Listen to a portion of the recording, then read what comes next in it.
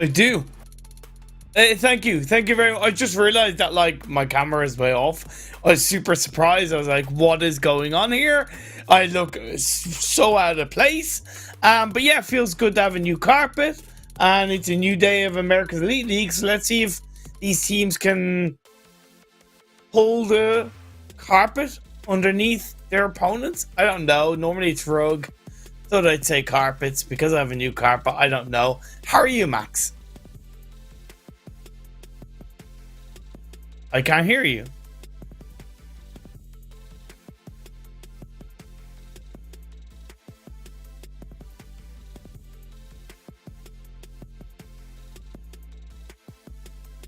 Then now you can mute yourself in Discord.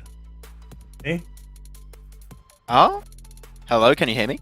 There you go. Yeah, I can hear you. Hey, there we go. Okay. I wasn't sure. I thought I was maybe having some brain issues right there, but no, it's fine. We've got everything working out. And you know what? The fact that everything's working going into day 2, that's the best thing, right? The fact that everything's working going into day 2, that's what we want, because we're gonna have an insane set of 5 games as always, ladies and gentlemen. And Imperium, we talked about this on the last day, on what was actually the first day of this 4th season here of the America's Elite League. And we said, no, come into this one compared to Season 3, we should have a way better start because it's been such a short amount of time between Season 3 and Season 4. And I got to say, the kickoff to this 4th season was way better than you could have expected. I think a lot of teams are just even more raring to go in this second day.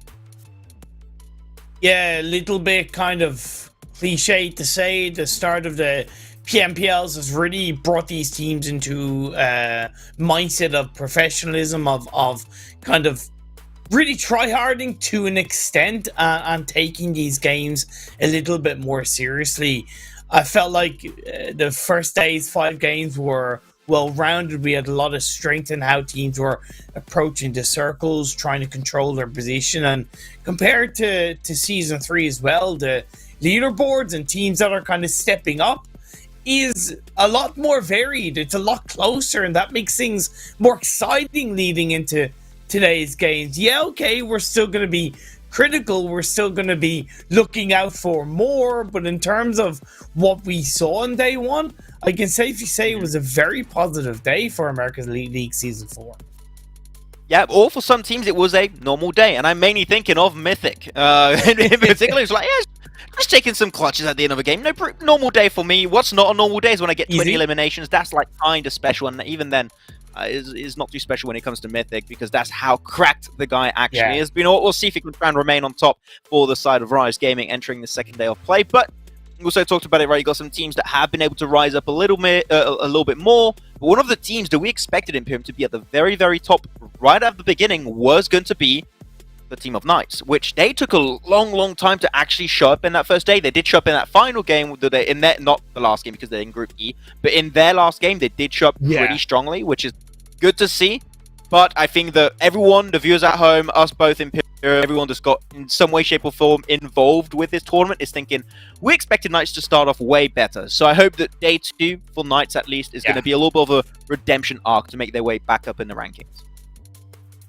Definitely, we'll be having a look at the overall standings to see a little bit more contextually where they lie and what teams are around them. But indeed, out of the 4 games they played yesterday, in the total 25 points that they've got, 22 were in their final game, which is game 4 of the day. So indeed, it was really a struggle bus of a start for the what is considered a top North American side. On the other end, though, we saw Nova continue their trend across the day. I was very happy with their consistency across the 4 games of day 1, and I still think they're in that mindset of trying new things and pushing different strategies to see where it takes them. I really believe that's a case with Nova Esports.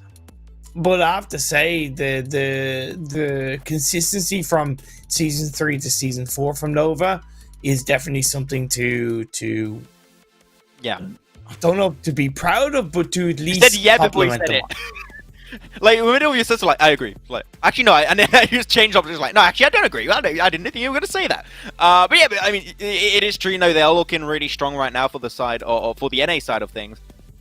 compared to, you know, the Latam teams or the Brazilian teams that are already, most of them playing in their respective PMPL, right? So they're in the thick of it, that they're in the competitive mindset. NA teams have PMPL North America just around the corner. It begins next week or end of next week. Like, it begins very soon, okay? There you go. Thank you very much, Imperium. I should know that date way better than you, but you know better than me. No, I don't know. But it is just around the corner, so honestly, the fact that the team is looking so good, it is very a good hype up for the PMPL. The only reason why I know is because I happened to be checking it before the broadcast. We were talking about something. That's the only reason why I know. Trust me, it's not like I memorized all these dates off by heart. I barely remember my own birthday. Never mind the start of PMPL North America. When is your birthday, actually? I don't. What is the day? June the 17th. June the 17th. Okay, there you go. Hey, it's not too far. Okay, keep it in mind, ladies and gentlemen. But we're also going to be keeping in mind the scores of the overall rankings. And as we're going to be able to see, we didn't touch upon them because I really wanted to wait to go into the overall rankings to show how impressive of a first day actually was for ATON Esports. ATON, a team that was middling, that did increase heavily towards the end of Season 3 overall rankings. But here, they start at, like, their peak performance. And ATON Esports is a team that we knew had that potential to be a top team. But starting off first, after those first 4 games, playing was definitely a very big surprise, a very welcome one. But now the question stands, Imperium, it's only 4 games. Can they remain on top at the end of day 2? I think it's very possible. The fact that there's only a 7-point difference between them and Alpha 7 is something that they're going to have to deal with, right? Because when you're in first, the only way is down. When you think about it, one bad performance can be the reason why you're out of here or why you're out of the top spot. I'm looking at Honored Souls and I'm seeing how much they've improved in terms of that late game strength to keeping the 4 players up until the late game, and their balance of points between placements and elimination points is ridiculously healthy. 21 to 25, they do still have, if anything, it's more placement points than elimination points, and that's something I don't think any of us really expected coming into America's Elite League Season 4, but I think Honor Souls again starting to take this just a little bit more seriously.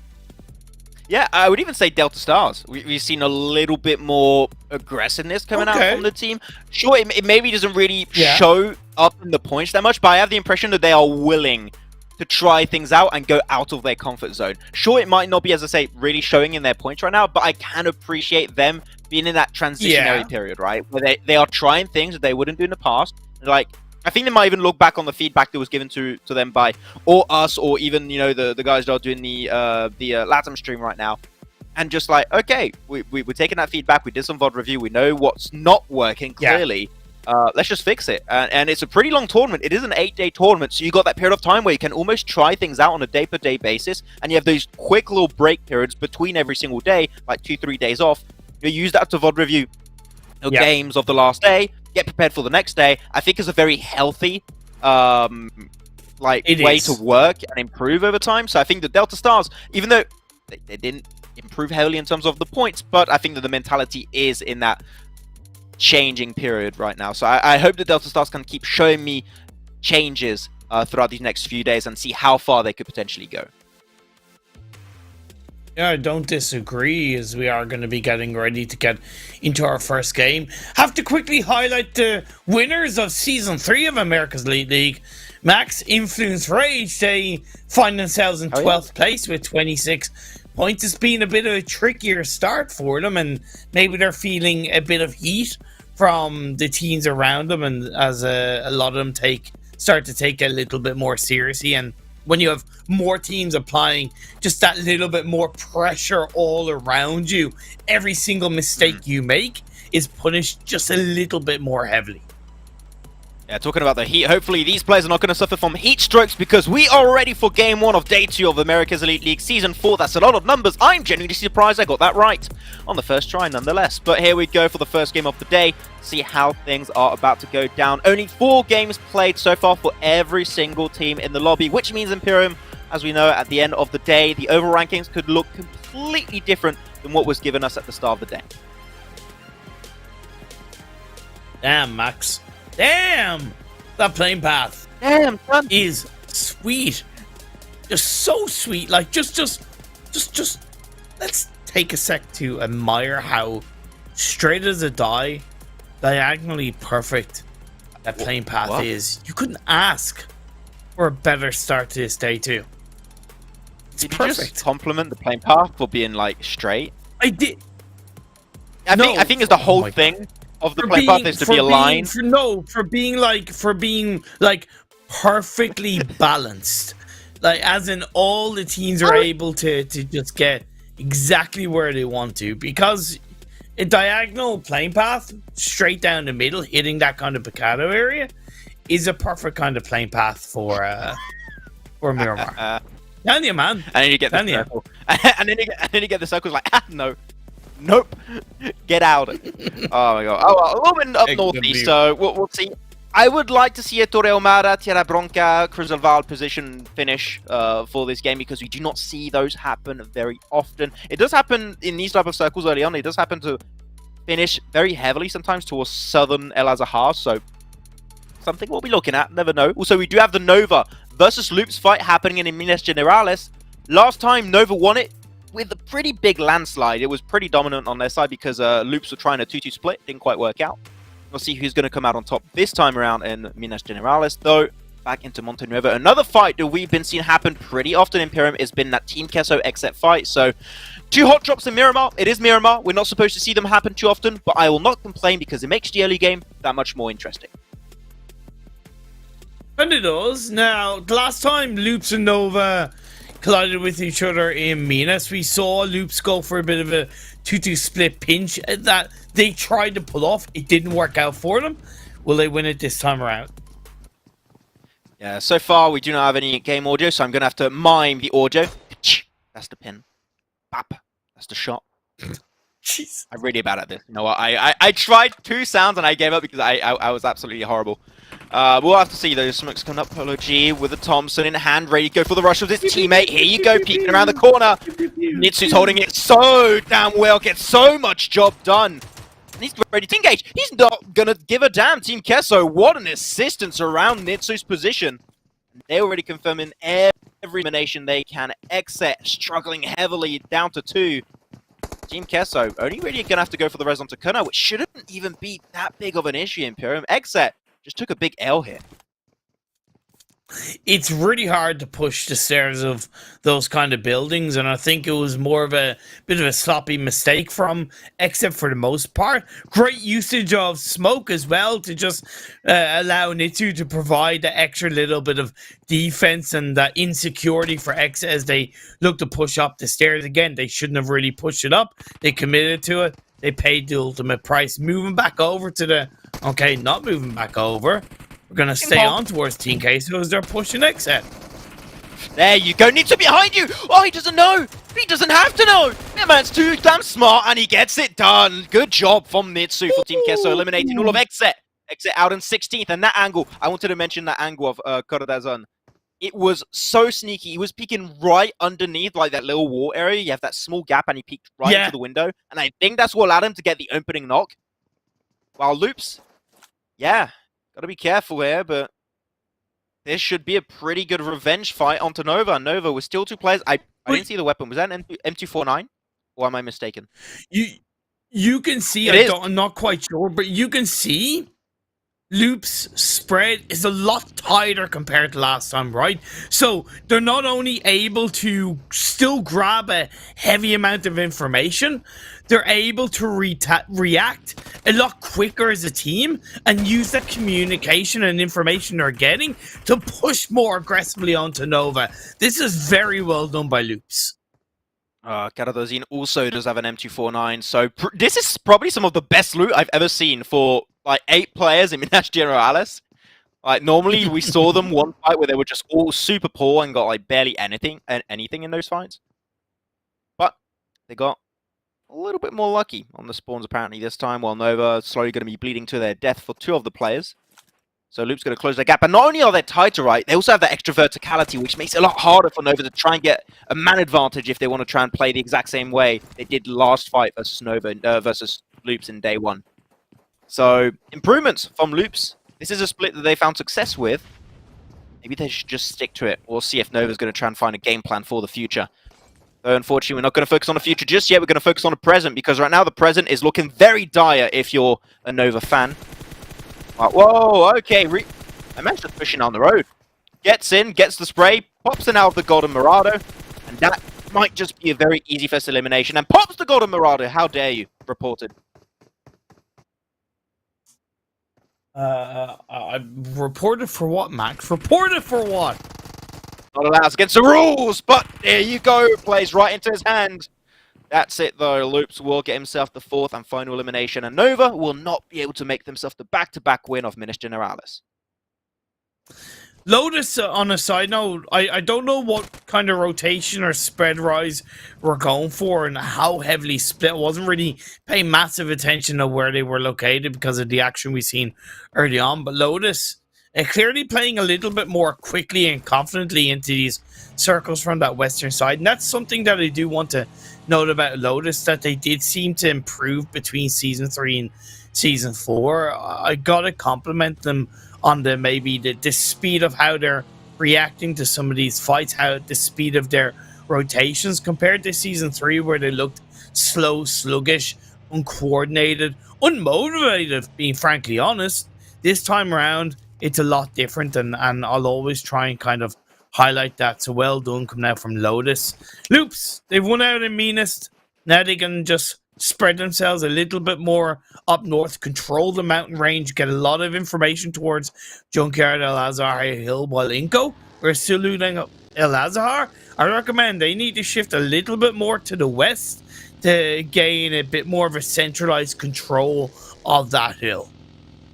I don't know if you listened to yourself there, Imperium, for a second. You were just talking about Lotus, and then when you talk about Loops, instant subject change, you're like, Loops! And you're just like, super high. You're so enthusiastic about the team. I have the impression. There's like really weird spike in the voice. It is a very satisfying word. It is a very satisfying word to scream out loud, though. It feels nice. Loops. It rolls off the tongue. Loops. I know. It feels like football is. It's the same. No. There's an ice cream in Ireland called Loop de Loop. I think I've seen that one and tried it potentially, but I have my curly whirlies. You know, that's what I like. I like my curly whirlies. Curly whirlies. That's a bar. That's not an ice cream. Yeah, but why? I was talking about teams, and you went to ice cream. I'm allowed to go from ice cream to candy bars. I don't care, Imperium. You're the one who went off subject. Fair enough. That's okay. Okay. Fair. I'll shut up now. I have the impression it's more like a fight. It's just a 1v1. More than anything. Instead of us being a duo, it's just like we're fighting to see who's more right than the other. We'll see. Though, of course, Circle said I would like to see a Cristóbal Torre Armada, Tierra Bronca kind of a phase 2 circle shift. It does center up onto El-Azhar. Of course, typically we see a lot more of these enter towards the Junkyard or southern El-Azhar position. But if it does have a really big shift up north, that could be interesting. But the position of INCO, I love it. You're set up for literally anything. If it was north, you were set up. If you're going south, you were set up. And if you just want to hold on to the center, the 2-man split onto the west of El-Azhar is so pivotal to getting that information and zoning teams away. I think INCO might have struck gold on this position. 110%. I don't get why Tycho sent himself so heavily forward in towards that position, which he got caught out by INTZ. Normally, yes, if they weren't in a fight with Nova earlier on, therefore that kind of rotation wouldn't have been at the very start of phase 2, right? It would have been closer towards the end of phase 1, where INTZ might not have been in that position. But because they took a little bit of time to take that fight, and plus they have Cardozo and Graveyard outside of phase 2 circle, there wasn't any real need for Tycho to be there on his own. Yeah, we talk about scouts and the solo scouts in Miramar, how beneficial it can be. I would say that's kind of a little bit of a low percentage, not really needed rotation, as Lotus are unfortunately doing the same thing. I was saying, oh no, because you referenced the law of percentages. But yeah, also, oh no, that's unfortunate the team get knocked. Influence Rage, a team that we're hoping to have a very big climb in this second day of play. Of course, the winners of Season 3, as referred to earlier by Imperium. I'd like to see if they can try and get himself back up in that top 3 where they truly, truly belong. You know what? A little bit of a slow start happens to the best of us, but it's weird to say slow start for a team that literally has Kalski and Federal in it. So, no, trust. You got to trust the process. We'll get there. Yeah, and because of the success they had in Season 3 and what they are aiming for in the PMPL, you got to understand, and I'm sure you know this. I'm saying when I say you got to understand, talking about some of the viewers, is that some teams in PMPL feel more confident of using other tournaments to experiment more heavily than other teams. Take a team like Nova as an example, right? They experimented during the PMGC League stage, right, where they were testing different strategies, different. Nova, the PMGC winners back to back 2-time. That team, you know, they try things in the PMGC League stage, but other teams in the PMGC League stage wouldn't be of a ridiculously high ability or as feel confident enough to use the PMG League stage to test things because out of fear of not qualifying for the global final. So that's just a little bit of a difference maker, and I think Influence Rage are a little bit of a Nova-esque team right now in their region, that they're able to use these kind of tournaments to experiment a little bit more heavily. Yeah, I really like the way you put it about training in these type of tournaments, right? Because I think the other day we referred to it as scrims, and I can just imagine the tournament organizers in the background. So calling our $10,000 prize pool tournament a scrim? Excuse you? And we're like, oh yeah, sorry, okay, no. They're just training. It's like, okay, good. Though, Northwest Circle Shift for this third phase. Now, this is circle we do not see happen all that often. Now, teams are going to be maybe not really an unknown territory, but it is definitely a little bit more of a question mark when you're going to be entering this position. INCO, I want to see a regroup on the northern edge of the road. That should be an instant focus for them. Rise, got to be careful to not get gatekept if you try and move away from that dip. ATON already going to try their best to gatekeep on the southern eastern edge. They're not quite in circle. Black Dragons are just zooming by, and there might be a few opportunities for ATON to capitalize on the madness of teams trying to gain some free real estate in the circle. It's also the way in which Black Dragons are rotating is a little bit uncoordinated. They're a bit too heavily spread apart, and that could cause them a lot of trouble, like you just mentioned. Re-evolve Alpha 7 looking to dip over the side of the hill and engage on towards the members of INCZ. He has his teammates in the back line. It's a good spread outside of Cruise of Alpha 7. But they do have to worry about the likes of Delta Stars still coming in from the north. And other teams, if they wanted to wrap around more heavily outside the circle, could come in from that more northern side. So Alpha 7 don't get too tunnel visioned. I would even say northeast would be like the perfect entry point, but if you haven't scouted, you wouldn't know that. So you got to be careful. But so far, there you go, Naslon. They're going to be thrown onto Alpha 7. Mafioso gets it down onto Ren. That's the way to create some space. And it actually gets confirmed with the M4 spray of Mafioso. So 2 birds with 1 stone. Love to see it. Ken gave him more to Netos. I think they know exactly where he is. I mean, you're hitting the pins. He's going to try and run away. He shows his back. That nade could be big. Let's see if it's going to go the entire way. He explodes midair, but that's going to be the end regardless. INTZ not able to withstand the fire thrown their way by Alpha 7, and now they are going to be taking most of the control in the northern edge. But a Delta Stars is coming in, and we said it, they've been getting more aggressive. Is it going to be aggressive enough to take the fight to Alpha 7, though? We'll have to wait and see. Is Rise going to punish ATON 7, going in a little bit blind, and the leaders of the America's Elite League Season 4 have gone out quite early in this Game 1. Yeah, it feels bad. A little bit of a repeat from yesterday. ISURUS, nice jump shot right above the barricade, but fortunately behind me is going to be some sneaky players of Lotus. Blinky in particular is going to be the one to play spoilers. Kaseki at least has the off angle, making sure that ISURUS is somewhat safe for now, but is not going to be a long-term option if you want to go for the res. You're going to have to go for the push. The team needs to join up. I was a little bit skeptical with such a wide split of LAZARUS in this type of circle. I'm happy to see them regroup. Sure, it's a little bit late, but better late than never, as Joy is able to actually join up on position. The clutch guy, as I like to call him. But ISURUS still seem like that's going to be a pretty rough res to actually pull off. Lovely short low thrown molly from Joey. It's just that stopgap in between the warehouse and the wall and forces ESTORM to stay inside those warehouses. I don't necessarily agree with what Joey is doing, going for the revive, because I think it's a massive risk. But so far, so good. It's worked out. The revive comes through. Lazarus are back up as a full squad. We can't blame Joy on that one. I mean, he got the res, great for him, but how was that not punished with nades? With mollies I know. on the other side from ESTORM? That is a question. That's that is true. the main weakness of holding positions like that, and they just allowed it to happen. Nicholas, he's going to make it happen for himself, though. Great push onto Rise. Rise taken out of the game in 11th. 10 teams now remaining, and the breach is happening in Imperium. It's D-Day for them. They want to make this warehouse theirs. They want to control the western side of this phase 4 circle.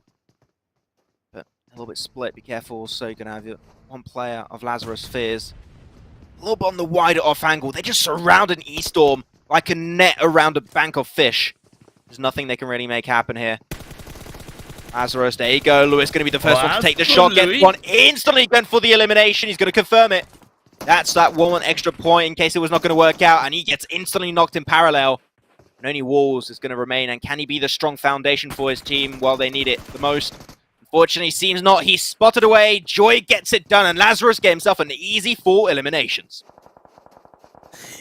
And if you notice, they pushed essentially towards the outside of the circle, right? So covering their backs means that when the next circle pops up, they have less to contend with. They can focus more on what's in front of them. So great overall engagement from Lazarus inside this phase 4.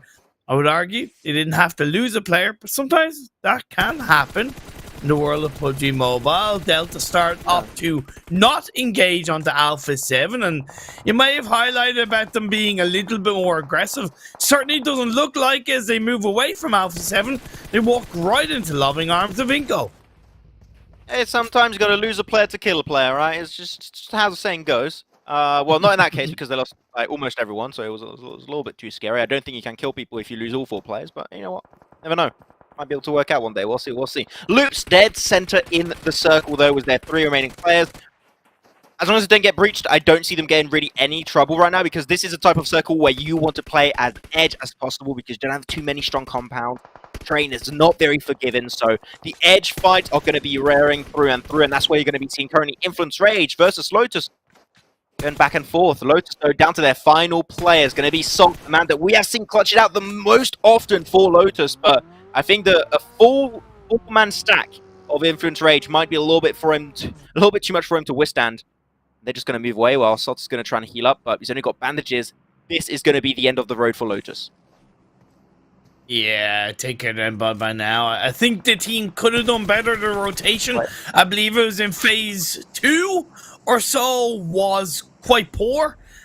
Where they lost 2 players, and that shouldn't have been the case. Massively affected their ability to play in towards these phase 3, phase 4 positions and control their narrative, so to speak, as the next circle shifts itself towards the eastern side. And INCO Gaming, they have firm control, the only team as of right now on the eastern side of the map.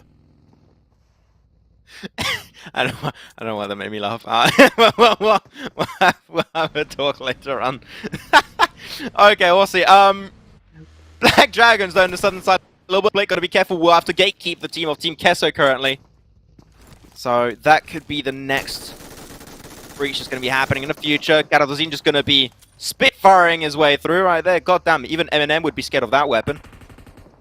Garadozin, here you go, the breach happened. That nade could be cooked to perfection, but the angle from the window is going to be making him in a vulnerable position. And there you go, he's pushed, he's going down, and Lazarus are looking so good this game. Imperium and Loops can't do anything against that push from Lazarus, and it was not even a 4-man push. They would just send 1 player, and they just took care of him. Loops were down to 2? Or down to, should I say? Yeah, they were down to 3, and I think they committed to too much of a heavy split of a 2-1 split with Demeanor holding onto an anchor point in the edge of the circle. I get the theory behind it, but you're at this stage of the game where what Lazarus are doing against ESTORM, for example, Loops should have done against Lazarus, where just send all 3 players in towards that defense, and then worry about holding onto an anchor point inside the circle. I would even just say not even defend, just go to Domina's position, which is in circle, and defend from there. I think that would have been the 10 out of 10 play for them, because not only are you playing passive, you have the opportunity to have the big advantage later on when the fight's going to break out later on. So we'll see. There was other options to keep in mind, but here you go, the fight I mentioned earlier. Black Dragons versus Team QUESO is going to be raring through. Martin has a really good angle, but not quite able to actually hit the knock. That nade is too close, and Kunna's going to unfortunately learn that one the hard way. Black Dragons now able to create even more space. We're already up to 4 eliminations. We said we wanted to see more from this team when it came to Season 3. This could be the kickoff of their big adventure. Oh, no. Martin right into the not spotted away. Ragnar and Martin's going to be able to hold Team QUESO at bay. Looking at that nade, that could be huge. That could be big. Going to be a back and forth trade. It does get some decent damage on both sides, but not enough to actually be significant. Now Bye-Bye makes over to the tree, but he's against 2 players. The off angle. There's no way Bye-Bye survives this, and he's even engulfed in the blue zone. He gets one. Thought the dream was going to happen, but no, it does not. As Team QUESO take the L, and Black Dragon's already up to 8 eliminations. Oh, Loops Demeanor with the M249, the last player up for Loops. Going up against Influence Rage. Federal's up the stairs. He waits for him and then strikes Influence Rage. Loops go down. My man just set up the trap. Looked like an episode of Tom and Jerry right there. Just goes for the cheese and gets instantly baited out. But only 4 remain currently in Pyramid. Alpha 7, Influence Rage, Black Dragons, and also INCO. We talked about their position in Al-Azhar, how good it was for their transition from mid into late game. And boom, shakalaka, here you go, INCO, all looking pretty much completely golden. Don't need to really move too much. I would be careful how they're splitting right now. I think that their split's a little bit too overzealous. You haven't cleared the northern side, and that could be the off angle that causes your demise. And as I mentioned, Alpha 7 have the good angle, and they get one. Nice shot from Vitaly, though. I do have to say, avoids the flush from coming through, but INCO were a little bit too confident, thought they had so much control when they actually did not. They don't need to have a 2-2 split. They don't need 2 players in that compound outside the circle. Golden on the elevator roof was good. Vitaly, no need to be there. As Korea of Alpha 7 looks to suppress a member of Influence Rage. Seemed like also we're going to be able to see INCO actually go for the res, so they should be back up as a 2-2 split. But as we said, we do not want to see that 2-2 split. Regroup, get all in there. Take the fight to Alpha 7 if you can, or take the fight towards that fight south on Influence Rage versus Black Dragons. You want to clear one position so you can have full control of this late game. That is the game plan you want to see from INCO right now. They're not making decisions, and that is going to hurt them later on when they're going to get pinched by all of the teams remaining. INCO trying to push in a little bit further, going to have one player knocked away. I'll try to get a little bit more involved, but Alpha 7, they're not even in the circle, but they're dealing the hurt right now in Pyramid. They're zoning teams away, and they're making sure their push is so much easier. They're sending it with the bikes. This is going to be the whole merry push from Alpha 7. Take control of this game and hopefully kick off their game with a chicken dinner. Oh my god. They get it done. That's it for Influence Rage. And now Alpha 7, what a great push. Now looking for the 4v4 versus INCO Gaming. Vitaly on the off angle. Oh, Alpha 7 aware of Vitaly's position. If no, that could be the big play that INCO could play around. I think Alpha 7 have a bit of an idea of the fact that one of the INCO players got knocked. Revo's cooking up a nade, but they say he's going to go for the bullets. They don't know. They do not know Vitaly's there. They're completely focused on the southern edge. How they do? And there you go. The nade comes out. Becca's going to be also biting a pretty big amount of lead. That nade's going to be huge. Vitaly, oh no, he's trying to get some random nades to avoid giving his position away. They're going to be spotted. Mafioso sees that. There's no way. He doesn't see the arc? You must be kidding me. Vitaly, careful, the smoke goes wide, gives the info. Vitaly's been spotted out now. And INCO just getting moved around like a ragdoll right now. They have no control of their movement, but Vitaly, he strikes while the iron is hot. And that might be the game-making play. Alpha 7 down to their last player outside of the circle. They have another inside the circle. You can maybe get it done. Revo cannot afford to go down here. Otherwise, the advantage go back over to the side of INCO. He gets pushed and gets a headshot instantly by Golden. That's huge, actually, for INCO, but he's going to try and go for the res. Swaggin, you're in a 1v2, potentially a 1v3. Can he pull through for the chicken dinner? Don't hesitate, Swaggin. You either go for the push or you go for the revive. You're giving every valuable second over to INCO Gaming. Are you allowing them to get back up as a 3-person team? You have! It's a potentially massive mistake from Swagan. I don't like that Revo's crawling this way. They're going to give information. They know he must be in this kind of position. But actually now, because he got the res, they can defend a little bit easier. Right? If Carrillo gets the first aid, which I believe he will, then they can actually hold the angle and even potentially go for res. You would rarely see these type of fights get back to a 3v3 when the fight was so close to closure. But here we go, back to the fight. Swaggin gets the knock, getting so much work done for his team. Swaggin is absolutely goated on this first game. And they're back up as a 3-man. Alpha 7 looking to bring this game back in their favor. Vitali going for the solo push with the UMP in hand around the tree. He's going to get some nice damage. Got to hold to the tree, though. Do not peek. Wait it out. B can't go for the first aid. Alpha 7 are not going to allow that to happen. Going to get the info onto Revo. Back into the smoke. Vitali! How does he get away? Houdini right now! Down to the 1v1 once more. INCO Gaming versus Alpha 7. Vitali versus Carrillo. But Carrillo knows exactly where he stands. And Alpha 7 get the first chicken dinner of the day. That was one of the most fantastic game finishes I've ever seen. Like, two absolutely dominating top teams overall in their region, just being able to do everything they can to get back into this fight. The reset came through, which probably shouldn't have happened. I think Swaggin did make that mistake. He hesitated, but in his own way, he was able to get the revive. The mistake that INCO made is that they presumed that because they had the circle, they were able to push more aggressively on it. Whereas sometimes, and it's hard to tell, but sometimes when you have that circle towards the very end stage, you just wait a little bit longer, right? You just hold back and allow them to walk into your path line instead of pushing in and making the mistake. It was still, though, incredibly close. Yeah, Swaggin really the GOAT of this game, you do have to say. He was the one trying to hold down the 4 for Alpha 7, and then, of course, Carrillo being able to finalize that one. I don't even know how he actually got the information on the final play. I would really want to see that. Okay, the smoke's dissipating.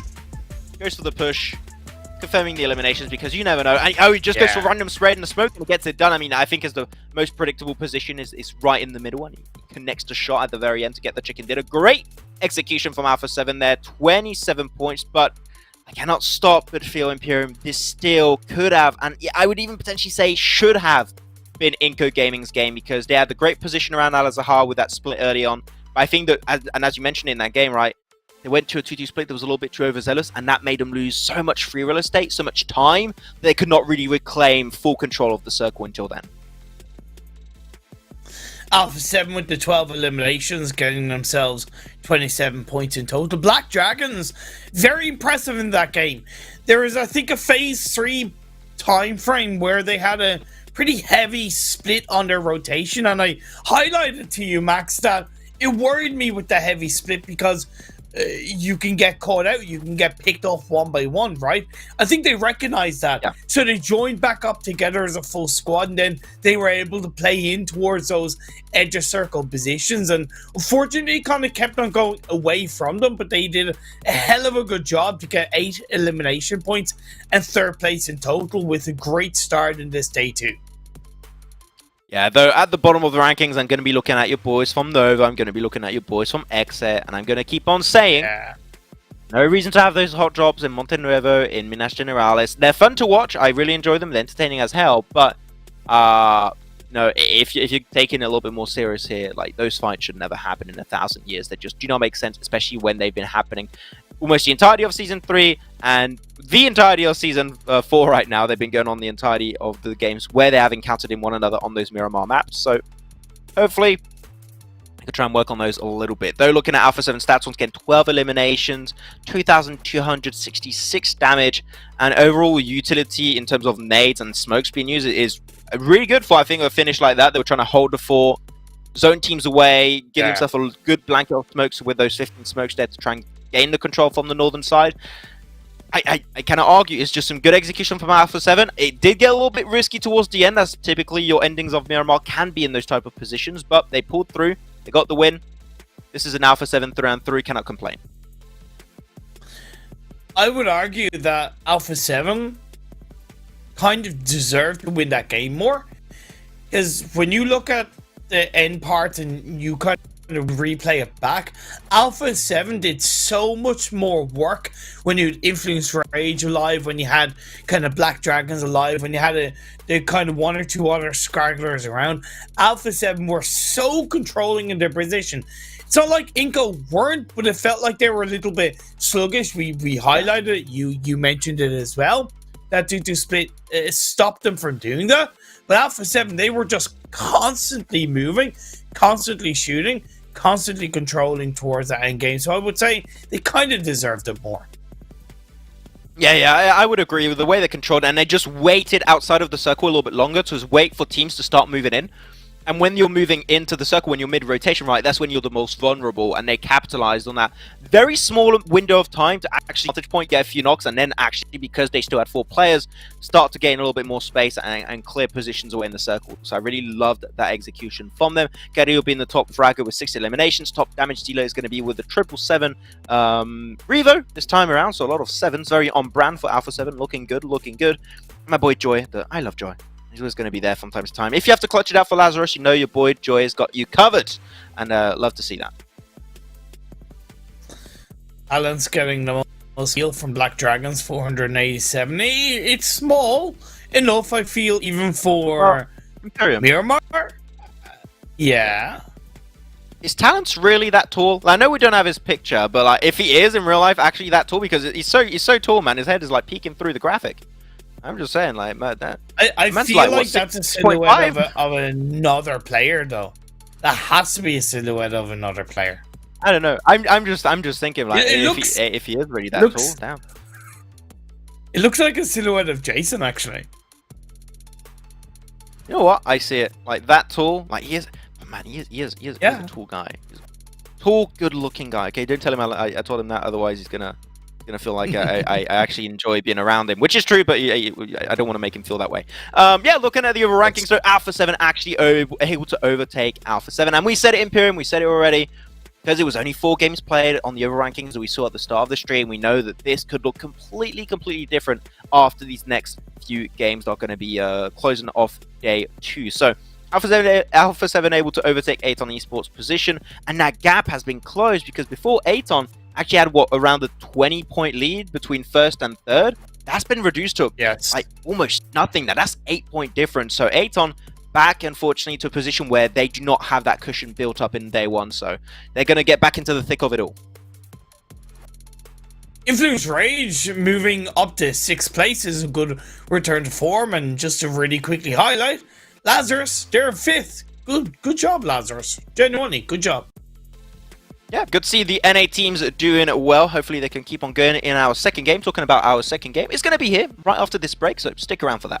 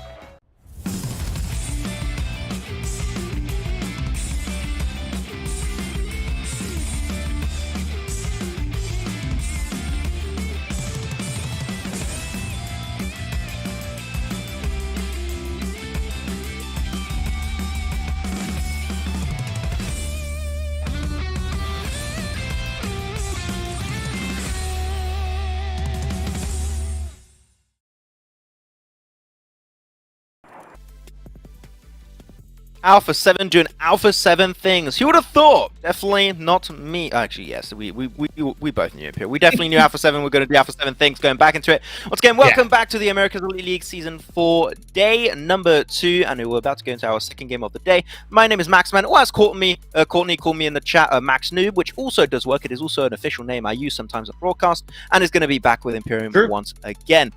Which, that floor is still looking stunning. I can't see it, but I just had to say it. I want to compliment you. I want to make you feel like you've made a very good purchase, Imperium, because it is true. It looks great. Thank you. It feels comfortable. It feels fresh. It feels new. And yeah, I actually really enjoy commentating in it a little bit more because of that. So In it. I hope that Like shows you wear it. in it. Oh my god, wow. Maybe I do wear it. Hey, I have some spare carpet left, you know, so maybe I do wear it. A little How do you scarf. know No, I I would don't? see it happen. I know. Yeah, I mean, yes, I know. yeah, exactly. Don't judge I me. do. I cannot prove that you do. It's fine. But one thing I can prove as a fact, Imperium, is that we're going into our second game. You want to know how? Because it's right there. And I have video proof, even live stream proof, because it's literally right there. And we have, well, right now on the English stream, we have like 42 people that can serve as witness about the fact that game number 2 is really, I don't know, I'm going the entire way right now. I'm just committing to it too much. But as Imperium likes to call it, this playing path is really straight, and that means it's good to see the playing path be aligned, because that's what it is. No, it's not a good playing path. It's not a good playing path. Yes, But it's straight. aligned. Doesn't mean it's good. That's what he said. You know what? Okay. We should have okay, I'm done. like circular playing path, like that actually go around the map or something. I think that would be a cool like mod or something. Like it starts around KNGHT and then it turns around school, back into Novo. I think. Why does it have to be straight anyway? I don't know. I couldn't tell you. I have no don't damn know, idea. man. Oh, I don't know. I don't know indeed. Nova go for a different kind of split in around the ferry pier and southeast of Pachinki Hill area. It's a little bit risky, I would argue. So far, so good. Alpha 7, VIVO keyed. They're going to their normal drops as ESTORM in a spot of trouble. Gaka. ooh, Lewis was able to hit one shot, but it's not DPS, in it? Yeah, exactly. Get the answer to that question right away. So that's it for ESTORM, losing one player. That's Lewis out of the game, and they did spawn into this game as a 3-man crew. But one thing to make up for that is that we have a very big chance of having a Sonovka military base island finish, which keeps me in hopes that this one could be a very interesting one. But Nova are still going to be chasing down potentially a few players, so we still got a little bit of early action that could unfold here. Interesting to see how these teams are going to start to rotate into this phase 1. Is that one of the ISURUS players rotating towards Western Bridge and in line with the Nova players? Okay, that's interesting. I think he's getting away with it because Nova have barely looted. They opted to instantly look to rotate because of that playing path. So I think that's why they're opting to just not be able to punish ISURUS, and that will allow ISURUS to then send the rest of the team into Military Island based on the information that his teammate has given them. So I gotta kind of give props to ISURUS based on this phase 1 circle popping up. They've gone out of Pachiki extremely quickly. I don't like what's happening on Nova's side right now, though. They actually sent one player right in the compound of one of the players of ISURUS. I don't know if that's a lack of information that was given over and they just forgot to tell him, like, that position is now occupied. And I think Nova are just going to lose a player for literally zero reason. And I think it's just a big lack of communication. I hope we do go back to the fight because it just doesn't quite make sense. But man, 40 eliminations already for Alpha 7. And what is that, 5 games? Damn. Yeah. Damn, these guys are popping off. Damn, boy. Damn, Daniel. Actually, oh man, this reminds me. There's something I wanted to say at the start of the first game, but I forgot. It's like when we were doing the damn son. Okay, maybe I'll hold on to it a little bit. Another fight in a brick. Well, that's what you call a meat grinder right there. Okay. 3 easy kills came out of nowhere, and INCO's like, thank you, my lord. I shall take it with pride. Thank you. Okay. Weird one. How's that happen? I don't know. I really don't know what to say so much other than, can teams please stop for more than 5 seconds and scout before they have to go for bridge rotation into military island? There's no massive rush. I understand that, and generally speaking, I'd always prefer teams to rotate into military island via the bridge quicker than later, right? Sooner rather than later. But at least scout first. At least kind of say, okay, let's make sure it's clear. Or do what ISURUS did and send the player over first. If that player goes down, at least you have that relevant information of, oh, that bridge is covered. We can't move over. Whereas in the opposite direction, XSET just went blindly over. They've lost 3. They're down to 1. It's just, it's a little bit, just a little bit kind of simple. It's a little bit narrow-minded, and XSET are better than that. They're genuinely better than that. I want to make a point here, Imperium, and you can stop me at any time and tell me if you think I'm wrong or if I'm right.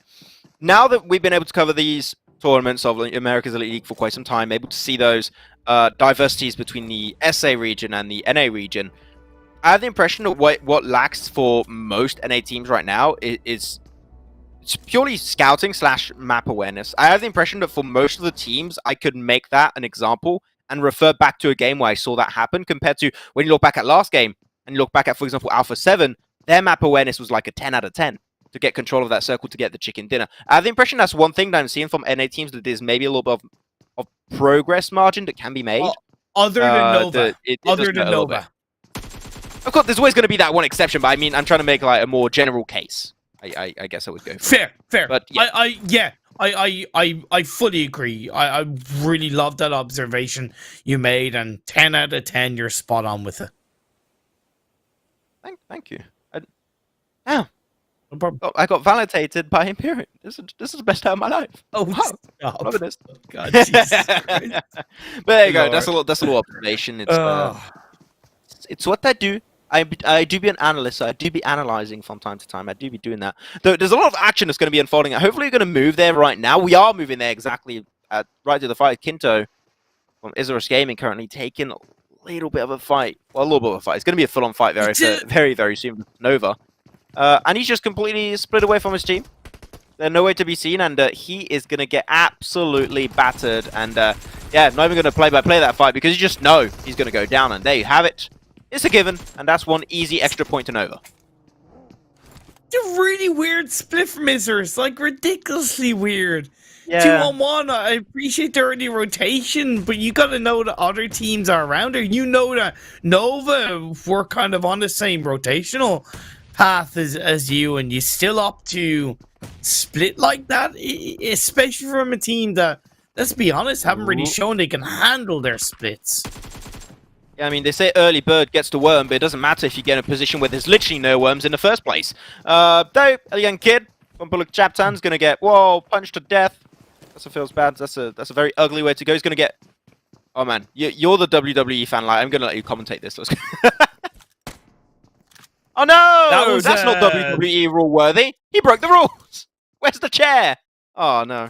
I wanted a folding chair to come out. You can say that Honor Souls lathe to smacks down on Alien Kid's candy deep. You can feel it more like he put a bullet in his brains, but you know what? Yeah, fair enough. I like your way. You wanted a WWE reference, you know? You literally got a gun out, Imperium. I think that's not very WWE friendly. Okay. I don't think that's in the rulebook, okay? From what I've seen, at least, I haven't checked out WWE broadcasts in a long time, but I'm pretty sure that an AKM or an M4 is not allowed to be used in anything close to WWE. I'm just saying, but we'll see. As a little push from Loops right now. Also not WWE friendly apparently, but here you go, going to try and break down the fight while Honored Souls really taking the brink of this engagement, smoking things out, trying to remain undetected. It's a very small amount of success, unfortunately. Now the nades are going to come in flying in. Demeanor has the info, wants to hold it, wants to allow his team to get a little bit closer to the fight. And unfortunately, Imperium, seeing how good the position of Loops is currently with that position of Demeanor, I struggle to see On Souls make it out alive. That split is so wonderful from Loops. Hang on. Toiko is rewarded with the nade knock on Pederino, and Honored Souls now down to just that one player. Doesn't even need to really get the gun out. The nade finishes it off. Demeanor.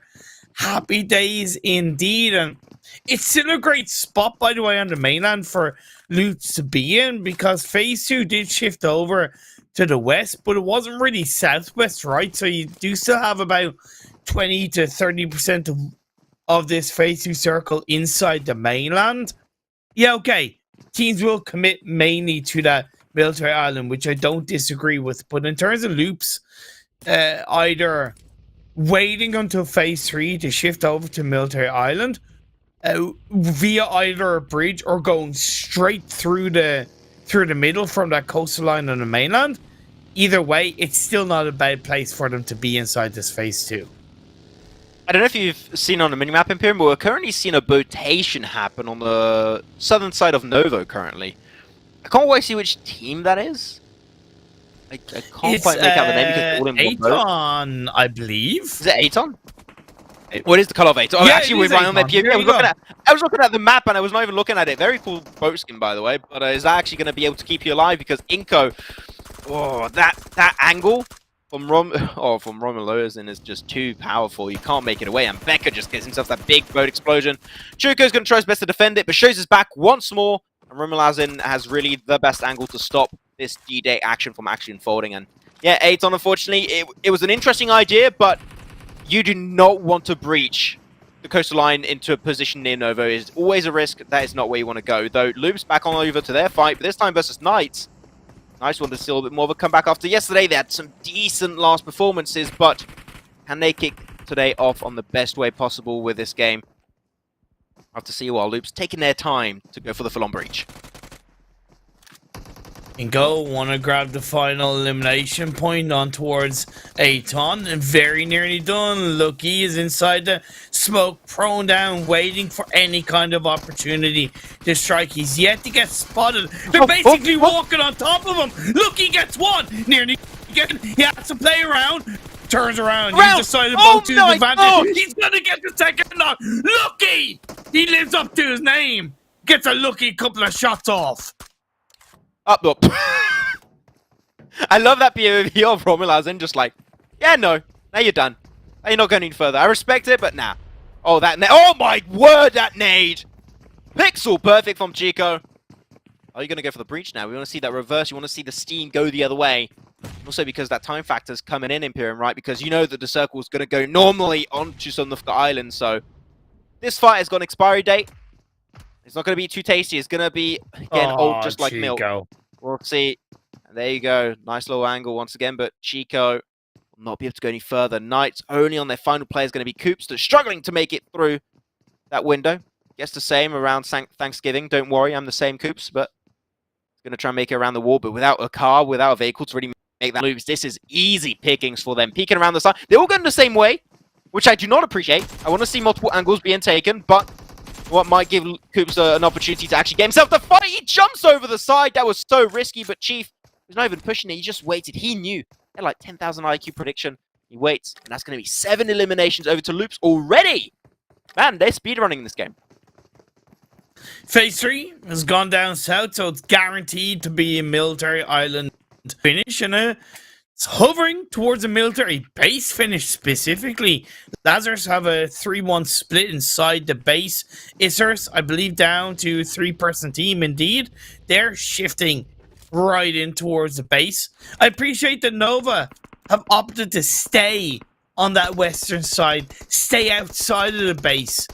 Like I say in the past, it's often best at times if you're in a decent position one phase, the next circle pops up and you're still in that decent position, stay there. Don't feel like you have to move on a circle shift. And that's what Nova have done. They barely moved from the position in phase 1, phase 2.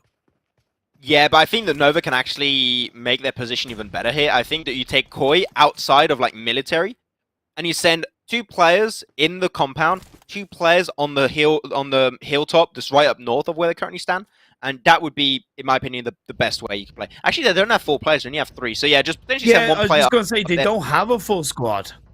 Yeah, they have 3 players, but you can still go for 2-1 split, and it would pretty much get the exact same job done. Attack on Titan being recreated here. Apparently, we got Walmaria. We'll see. The end of the season approaches very soon, so we'll see how that's going to end up. But yeah, there you go. Though Swaggin going to be able to initiate up to Kiyoshi with a headshot. Alpha 7 going to go for the jump shot. Oh my word! If that connected, that would have been one of the sickest shots I've seen. Wait, was it the kill feed was delayed? Did that work? No, I think it was I think it was someone from an off angle. There's no way. I refuse to believe that actually worked out. Because that was too damn clean. Mafioso still holding strong. It's only phase 3 blue zone, so he can make things work out. He can heal it off. That's fine. Still got another first aid after that, Mafioso. You're chilling. You're vibing right here. Well, Delta Stars try to put a little bit of opposition in the background, but Alpha 7 just going to start to put their focus onto the bridge, and Gatekeep team start trying to cross.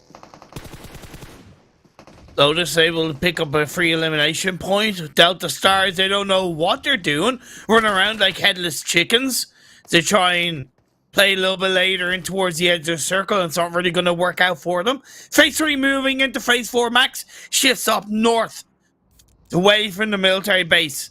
Committing could have gone against Lazarus, but it's all about how quick they're going to be able to react. That northern hillside is the best spot to be. North, a little bit more northeast, but if you're able to go into there, Lazarus, this could be your game.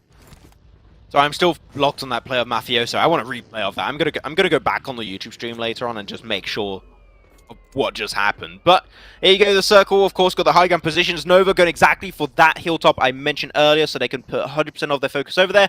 I would even say you don't have to go really further, because if they push out of their position, the entire position up north of them, up to northeast, is like that slope position, that low ground spot. And if teams, which is going to be the case for VIVO, take positions of a good vantage point, that's going to make it a lot harder for Nova to actually make that rotation happen. So play edge for now, Nova. That's completely fine. Though INCO, how the I thought he was going to make away with that one, but Chief is just clean with those shots today and with those nades.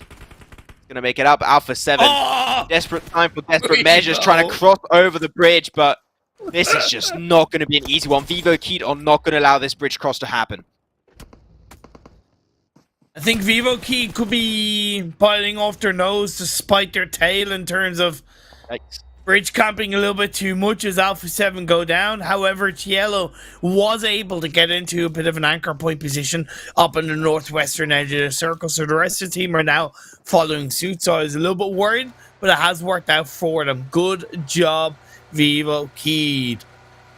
It's not Lazarus to make it up and towards that hillside. Loops that northeastern hillside that I recommended for Lazarus. It seems like Lazarus are committing to the base, and I don't like it. I think it's so silly. Those C buildings don't really provide that much information. It doesn't really give you that much kind of awareness leading into next circle should it shift up north. Yeah, okay, the next phase might still be inside military base, but I really heavily don't see ending at the base at this stage.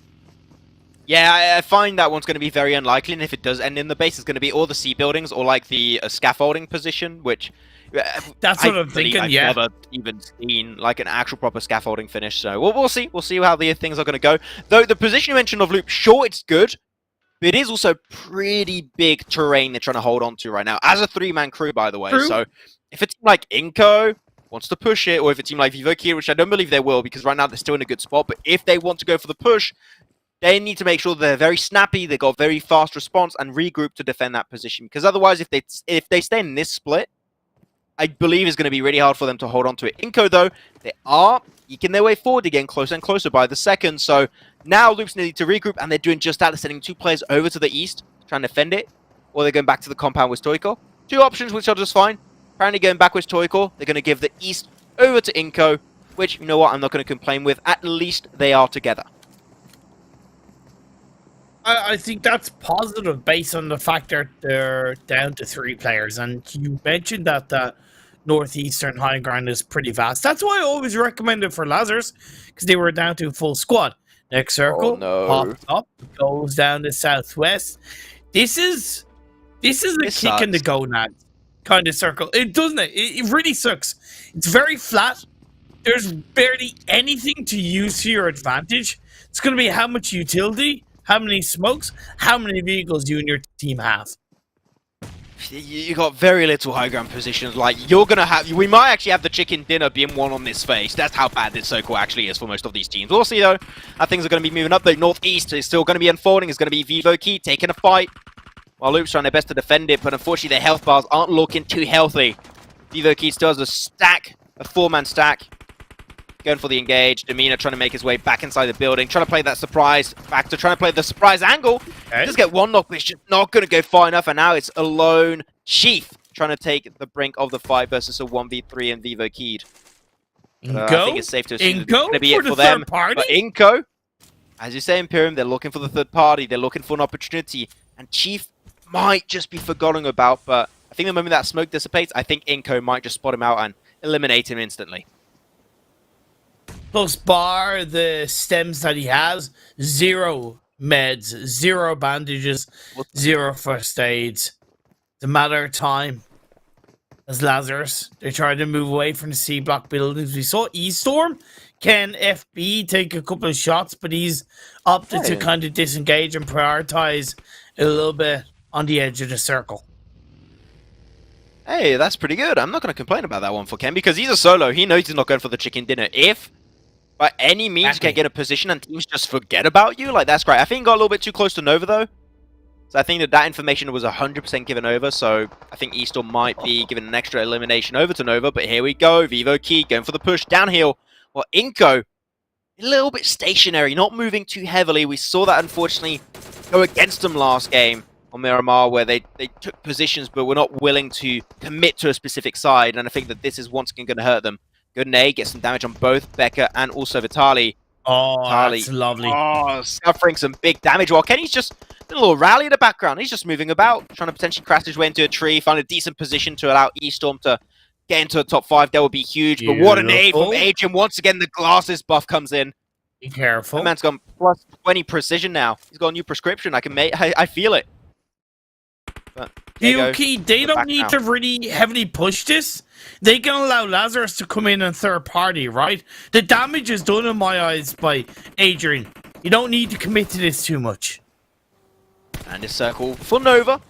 Unless the team comes out with like 3 or 4 players, then that could be a very, very nice push. But Nova should be having this chicken dinner in the bag if no big major mistakes are happening from them. Forzo, especially with the Mini 14 here, you're going to be able to take some good shots. Zifan should be able to zone teams away or at least deal some decent amount of hurt.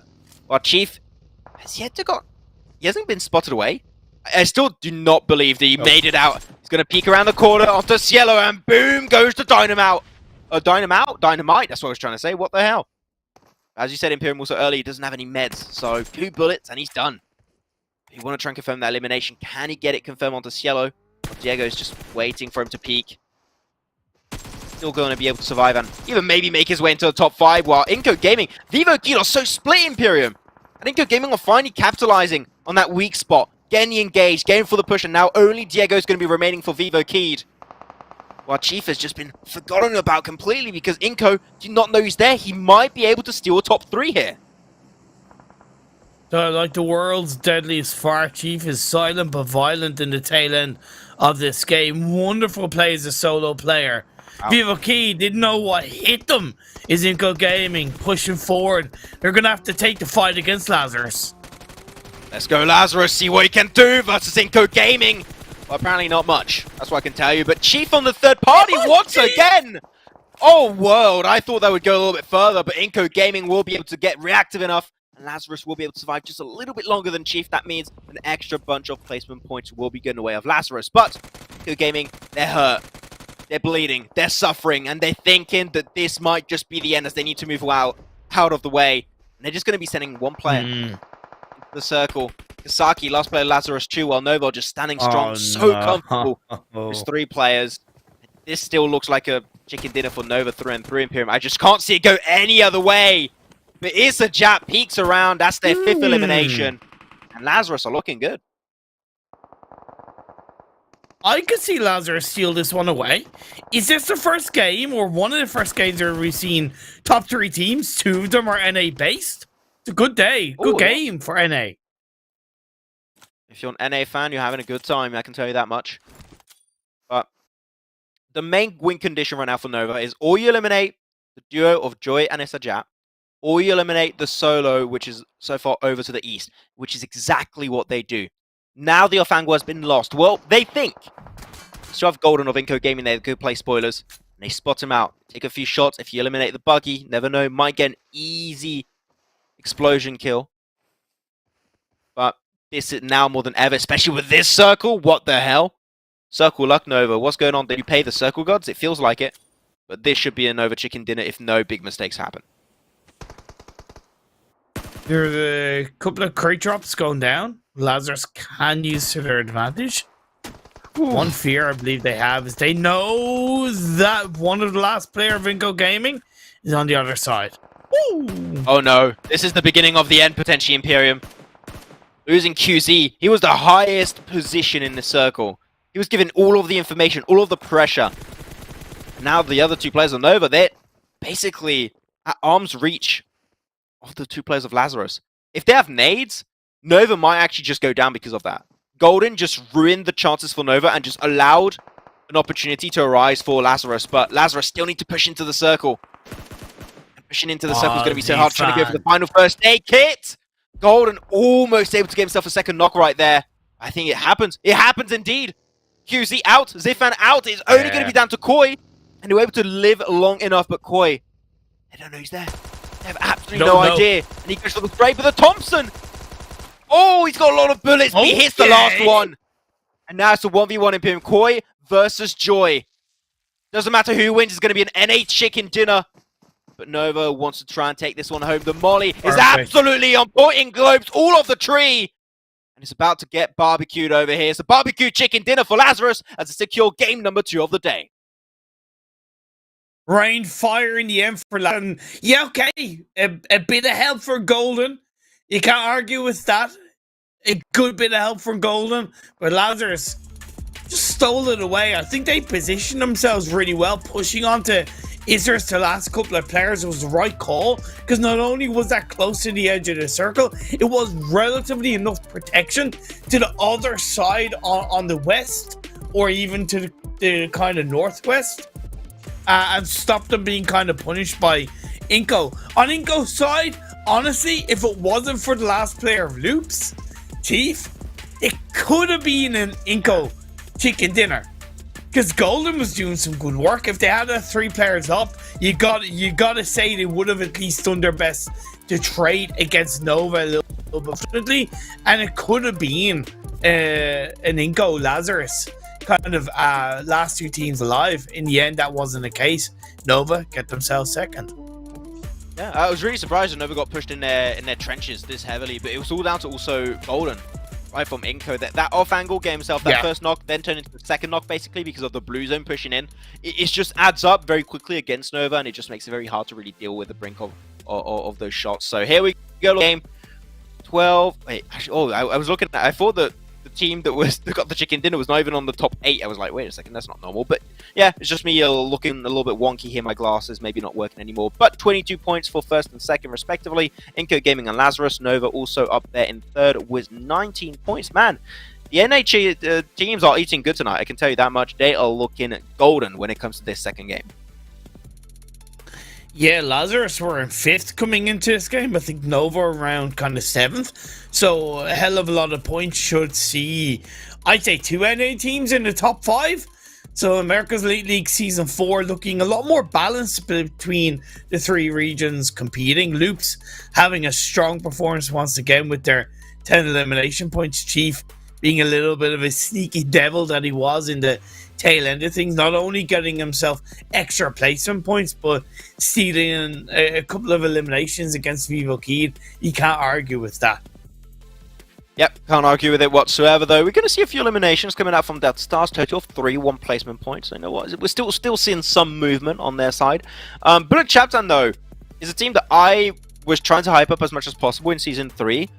Not the best start into Season 4. Unfortunately, no. It's been very silent so far from BULUC CHABTAN for a team that I really enjoy their gameplay. I think that they showed some really good promises in the last season. I thought they could even push those promises even further and make them concrete in this 4th season, but unfortunately it seems like it is slowing down a bit, and I want to see them potentially try and get some momentum back on board, but it might just take a little bit of time for that to happen. Looking at the stats of LAZARUS on the second game, of course, 7 eliminations, very small amount of damage now that I'm really thinking about it, right, Imperium. For that amount of eliminations, only 858 damage makes that conversion rate really strong from damage into elimination. So good stuff on LAZARUS. They took fights that made sense and they were very snappy about it.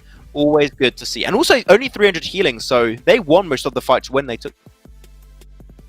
I still don't agree with the fact that they stayed in military base for as long as they did, and they didn't move up to a hill as a 4-man squad, because I think they could have racked up more elimination points. But in the end, they made the best of the situation they were in. They played their position that they wanted confidently, and nothing I really say counters that. I feel it's so easy for us as analysts to kind of to say, oh well, I think they should have done this, or I think that was the wrong decision. I would overall prefer a team commits to the position that they want, because if they're confident about it, there's the best chance they're going to get the most out of that position. And LAZARUS, I think it was a very good example of that. I love Becker's pose, just like praying for the lost souls that you sent back to the lobby this last game. That's what he's doing right here, looking good. Becker, that's for sure. Love to see those kind of plays coming. Now, even Vitalia, I think the Vitalia, especially these 2 last games, was a pretty big reason why we've seen so much success from INCO in these last 2 games. Because last game they got himself a 2nd place, now they got himself a 3rd place. So they got 2 podium finishes in the first 2 games of the day. Hey, never know, INCO Gaming might be able to make themselves a Grand Slam marathon throughout all of day 2 here of America's Elite League Season 4. They're going back into that one. We're going to see Ferdinand, which is a name now that we saw quite a bit during Season 3, and they've been a little bit more silent throughout yesterday and that first game also today, but at least seeing Ferdinand, sure, maybe not for the stat you really want. That is 883 healing, which is pretty decent. Yeah. And we're not even on Sanhok, so that's a really big amount. KNGHT that was trying to pick up scraps for his teams. Like, I'm a solo. If I can get a good position and teams forget about me, you never know, it might work out. But unfortunately, it didn't quite go the entire way. Becker, being your MVP for game number 2, not only thinking a little bit more heavily about INCO's improvement between Season 3 and Season 4, not only do I think Becker as an individual player has come into his own massively, and I think is one of the most dangerous players in this lobby, INCO as a team have tightened themselves up. When they do make plays, for the most part, bar the small thing, they make it as a team.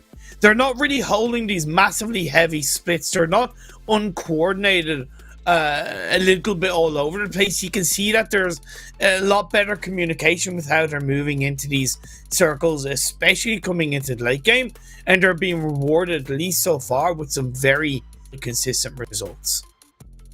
Man, I think the next game we're going to be seeing the 100 points being overtaken already, and I think they've even done it potentially faster than last season. I think we might be about to beat a record here when it comes to America's Elite League. That's how fast the points are coming in for Alpha 7 so far. 44 eliminations, 46 placement points. Very, very good even split between those 90 points in general. But we've seen Loops in 2nd. We've seen LAZARUS up there also in 3rd position. So really, our top 5 is completely different from what we saw in the first season, except for Alpha 7 that are still remaining on top. But Influence Rage, not there. Viva Keyed, not there. Nova, not there. I mean, they're barely not there. Just 2 points away, but then 6 currently. And even Rise, which are currently in 13th. They did skip out, I believe, this game. So they do have 1 game less than some of the teams. But, man, a lot of our teams that were in our top 5 are struggling to pick up scraps and make their way up there. So you're going to have to need to see some changes eventually if we want to see them back in their glory days. There's a lot of variability, and I know it's very easy to say, but there's a lot of opportunity to get yourself back up there. Like, if you look at Rise on 33 points, they're only 14 points behind VIVO Key in 7th. That's less than a chicken dinner. Yeah, there is a 10-point gap or 11-point gap between 6th and 7th, but then within itself, that isn't really hard to get up to. So I still believe we'll see a lot of differences in positional changes. The one consistent trend that I'm also happy to see is LAZARUS up in 3rd.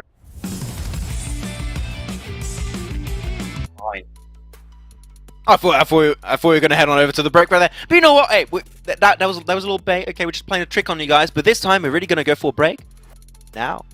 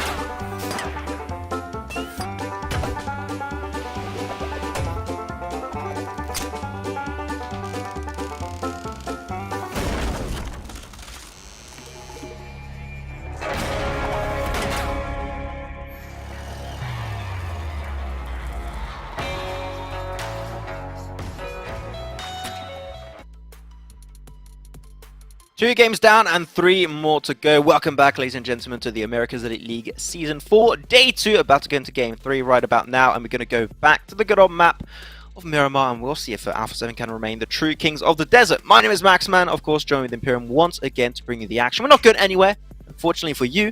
Oh yeah, because yeah, it wouldn't be fine if you didn't have casters. It would just be gameplay. I don't know if that would be fun without Imperium's dad jokes. We need those. do you really need them? Do you?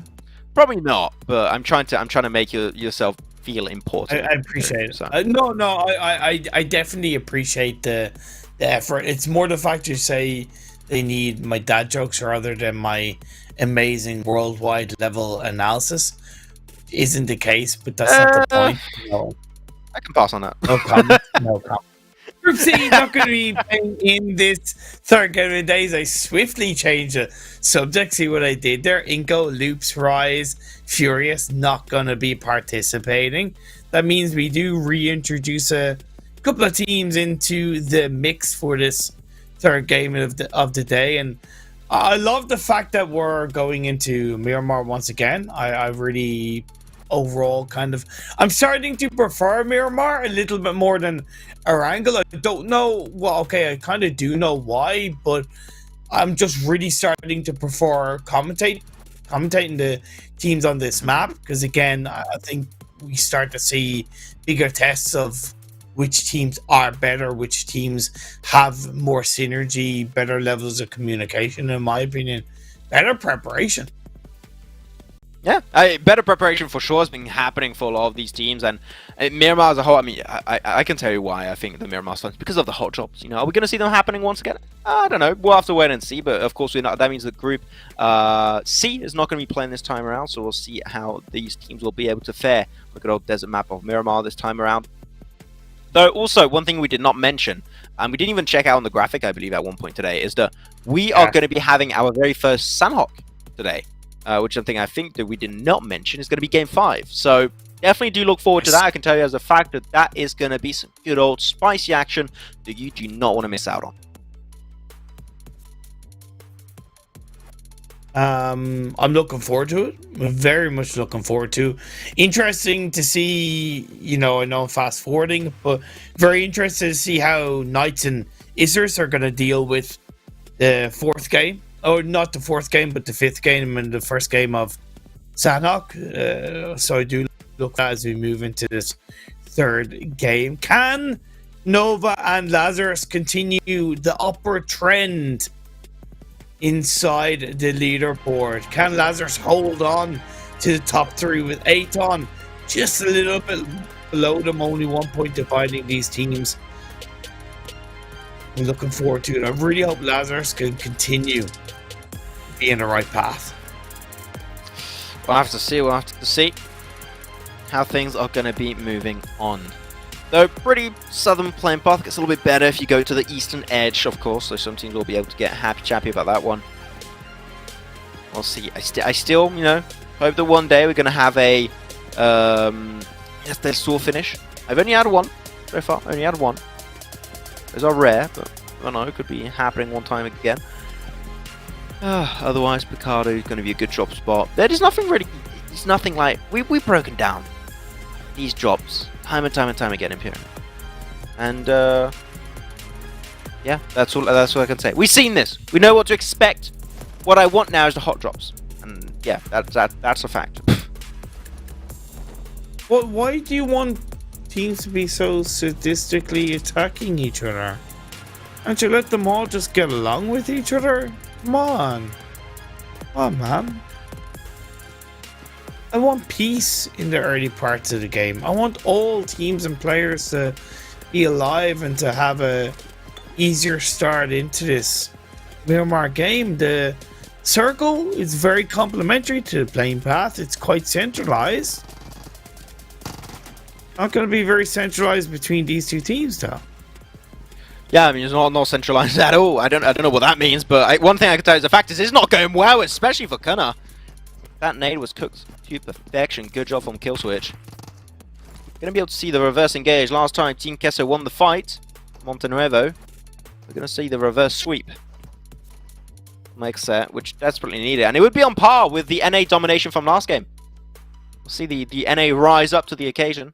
Always nice to see, but Nitsu, that sneaky off angle, could be the thorn in the side for XSET's success in this fight. So better be careful, because he's going to play a little bit of a trick on you if you're not careful about it. While Ayala waiting in the wings with the M249. The moment they peek, they're done. So better be careful with that one. Oh. Nice molly being thrown out. Try to reposition Ayala. They do know he's there and he's isolated on his own. Isolated on your own. We'll see. Nitsu trying to peek over the side. Bye-bye. Able to defend it with the Uzi, though.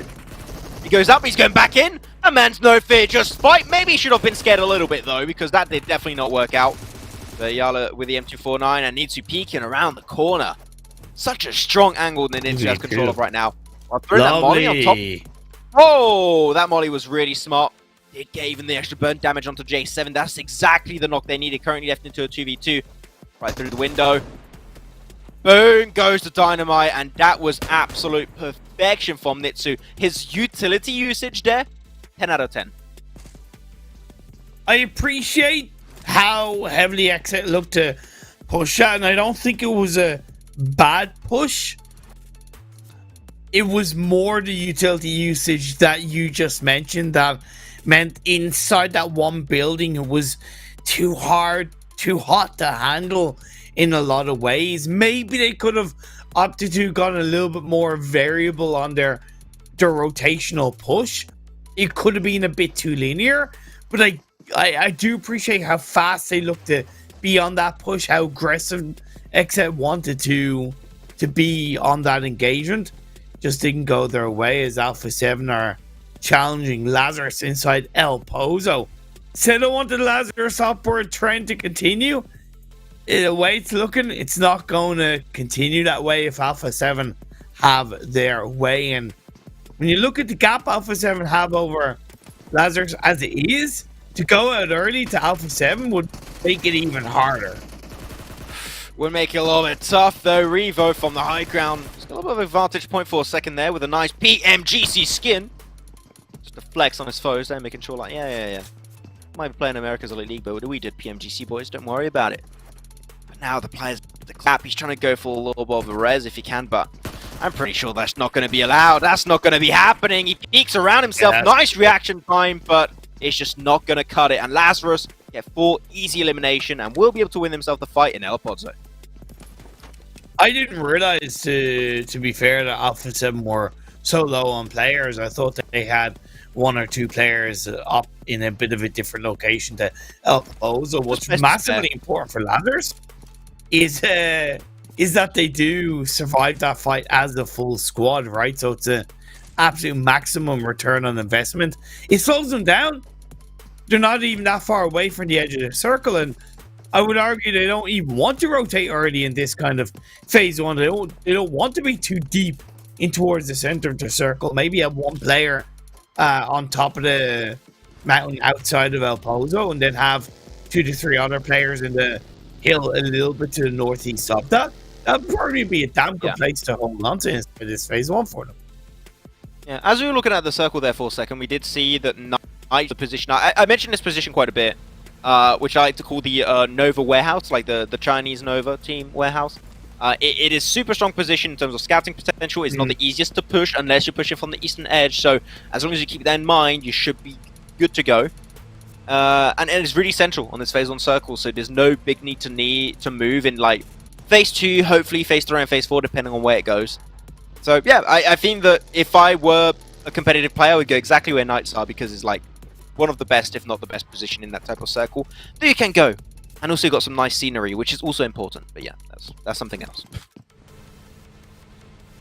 Black Dragons still hanging on to the northern side of Los Leones. Honored Souls still looting up to Macera. I would opt and recommend that they look to extend outside of Macera a little bit earlier inside this phase 1. I think they're one of the few teams that could benefit a little bit more heavily in pushing outside of Macera, because I don't think any team are really going to come directly behind them from that Macera mountainside on that south edge of the circle. I think if anything, they're going to wrap a little bit either to the southwest of Macera or to the southeast of Macera. So Honored Soul moving a little bit early outside of that massive city, I think, could complement protecting not only teams behind them, their position inside phase 2, phase 3.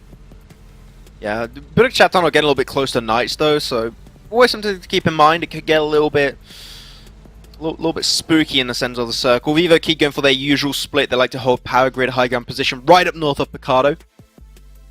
Literally never had an issue with that type of position. They play around it extremely well. I think they almost got a chicken dinner also in that position. They got snatched away from Carrillo. Sneaky, evilish Carrillo of Alpha 7 at one point in Season 3, so. never know, but they definitely have the experience when it comes to holding those type of positions. But other than that, there's so much free real estate, right? There's literally no reason to go out in this phase 1 circle right now if you know what you're doing, unless you're involved in a hot drop, which, you know, happened right there, or some of the squads. But yeah, other than that, this should be pretty standard from what we expect of a Miramar game. Rise Esports looting up Impala. They have Mufasa on the central field compound outside of La Bandita to the east of La Bandita. This has that little bit of an anchor point coming into phase 2. I don't mind Loops' 2-1-1 split between Graveyard, north of Minas, and south of Minas for phase 1. Only because of where this phase 1 circle is and how we highlight you don't need to commit to the center of the circle. So I think having that high ground of Graveyard covered on teams maybe coming in from the north, the high ground of Minas, teams covering coming in from the northeast, and then deeper down the south side, prepare for phase 2. Cool. It's a good split, Loops. Hard shift on phase 2. Straight up north we go. Even a little bit over to the western side, so not quite even. And I think the Knights are already on the move. They're picking up some cars. They're ready to move out. There you go. Autobots roll out. Well, VIVO going to hold on to that 2-2 split. I mean, there's literally no reason to give up the 2-2 split. You're just amplifying the amount of information you're going to be picking up. Lazarus, though, Influence Rage, easy pickings on this second phase. They are literally going to be the kings of the north, for now at least. Might be contested a little bit later on. But now the big issue stands currently in Pyramus for a lot of the teams down south. I'm looking at potentially Honored Souls, I'm looking at ISURUS, I'm looking at ATON, and also there's going to be LOTUS. They got to tiptoe their way around the circle shift, right? Because you just do not know, you haven't had the time to scout to know where teams currently would be positioned. Unless you're ATON, then maybe you get a little bit of information. They have, I think, that the very safe option, right, in Pyramus is just wide rotate to the east or the west to try and get into the northern edge. I think that's just the safe bet to make sure that you suffer very minimal casualties, if to suffer any at all. I still think this was the best kind of circle shift that we could have asked for, because I still look at this phase 2 and I go, really? Okay. There's a multitude of areas in play. Right, I still think this is kind of where you don't, once again, you don't need to commit to the center of the circle. Hell, the center of the circle is absolutely flat. Just that one compound that's inside the center, so you definitely don't want to be inside the center of this phase 2. Plus, it's shifting up north away from Los Leones. It's just not an area of the map that I think a lot of teams really like to play. They might be a little bit comfortable with it, but they don't like to play. Whereas when you have the Picado Hillside power grid, you have the northwest of San Martin, there's so many comfortable positions to play from. I think there's a fight we're going to have to move on in Imperium eventually. North of Chumacera is going to be Honored Souls versus ISURUS, and that fight is unfolding pretty rapidly right now. So I think that if we can shift over there, hopefully we'll be able to catch up on the action. Also, we still have VIVO in that position we mentioned. Power Grid Mountain, just up north of Picado, still really good to hold on to. They are still committing to the 2-2 split. So if a breach does happen, it could be a little bit tricky for them to play around, but I think that no one in their right mind would want to push that position on VIVO. It's so damn hard to play. If that shot connected, I would have screamed. But they just don't. They just don't hit. It feels bad. I would love to see a sniper shot like that, but we had a close record actually shot, like sniper shot in the PMPL Arabia, I believe, in Pyramid. I think it was from Hamodi? Was it Rauf? I'm not sure. It was a player of Enigma. It was a close record, like world record. If there's a graphic, there's a graphic that you put up about it, I believe it was Hamodi. Oh, that was healing. That was healing. Imagine that was meters, like how many meters? Like 13,000 meters, my man. Like, what the... Well, I didn't see the figure. I just correlated the what you mentioned to the graphic about Hamodi. Sorry. No. You're good. You're good. Though, who's gonna be sorry between this fight here? ATON versus Knights. Knights did not move away as far as I really anticipated. I thought they might go a little bit further away, because here you're in a position where quite a few teams have an angle on you. And yeah, it's very hard to move away. That's a very big hard shift that's happening once more. Very hard shift up northeast. We see these circles time and time again, so teams know that they're going to go by the book right now. And ATON are like, oh, well, we're so far from the circle right now. One of the furthest teams away from the circle. This fight with Knights means nothing. We want free real estate in the circle and we'll take a fight later on. But right now, it just makes no sense. Let's move out, but got to be able to move out alive. And unfortunately, Yeah, so that cannot make that happen. silly. Myth picks up an easy 2 eliminations. I would disagree with that because I don't think they were even that far away from the circle, and I really felt like ATON had pretty healthy control over that fight. And when you turn your back and you get in vehicles, you're asking for trouble because the train that's kind of a little bit behind you is the high ground, and yeah, it's a bit of a desperation call from ATON based on that circle shift. I think they knew that, like... Go on. Yeah, keep on going. Sorry. I don't know. I was just going to say, this circle shift is indeed quite volatile with what areas that you can hold down. Hacienda is inside the center, which INTZ do hold on as a 3-1 split, but there's a really high amount of flat fields in around this area, so it means that as you rotate, you really need to be extremely careful with how you are rotating, and you're not really putting yourself in that kind of tricky, massively exposed to teams around you position. So yeah, I'm worried about a couple of teams inside this phase 3. Yeah, and back to the point on ATON that I wanted to make was that I feel they felt rushed because like the gold rush is a lot of teams are going to be capitalizing for the few really strong positions that are available in circle, and I think that's why they felt rushed and they wanted to try and really push quickly. We'll have to see though. Talking about push, that nade was absolute perfection from Netos. Great arc, and he's just going to move back. He's like, yeah, we only have 3 players. We can get 1 elimination. That's cool, but we don't want to take the fight because there's chances are we're not going to win it. So here we go. Back towards the rest of his crew is going to go. Netos popping off already at the very start of this one. But Rafina, this rooftop position. It's disgusting. Like, if teams start pushing towards your location and you have that spot under control, that's huge. Like, Rafina, I'm waiting right now for that first knock to come out because you know it's about to happen in PM. You just know it is. Knights could get involved with a third party, and just as I said, that myth is knocked by one of the Knights players. I think Knights have played this really carefully and really calculated, where they've gotten a little bit involved in the fight, but they've also covered their own ground. They covered their own backs, and they've allowed the likes of Rise to do the hard work for them, Black Dragons to do the hard work for them. Well played, Knights. Was that Rafina's knock right there? Because it didn't pop up in the elimination feed, unfortunately. No, it One was thing that Knights. popped up is the next circle. Oh, it's not. Okay, I didn't see in the elimination feed there for a second. That caught me off guard. But man, this circle's got a lot of team of gods. This is not fun to work with. Team QUESO, the push of BULUC CHABTAN is coming up. They do not falter. Extra 1 elimination, up to 5 so far, but only Ayala and INTZ remain, trying to hopefully gun for the chicken dinner. But at least they are in circle on the high ground position down south of San Martin. So no need to move. But man, there's still a portion of San Martin inside the circle. These circles have been horrendous for a lot of these teams, but Knights, 1 player that's currently going to be stranded. There you go. Nice try on the molly though, gets a little bit of pushback, but you got to be careful. I thought Milot's going to turn himself on fire too for a second there. Going to try and peek around, got to reload, switch over to the M4. There you go, that's what you want to see. No jump shot, he's going to go for the drop shot, and he just goes right into his scope. And Milos eliminates another player from Knights. Knights down to now only 2 if I'm not mistaken. Juko's going to go for that sneaky underthrow.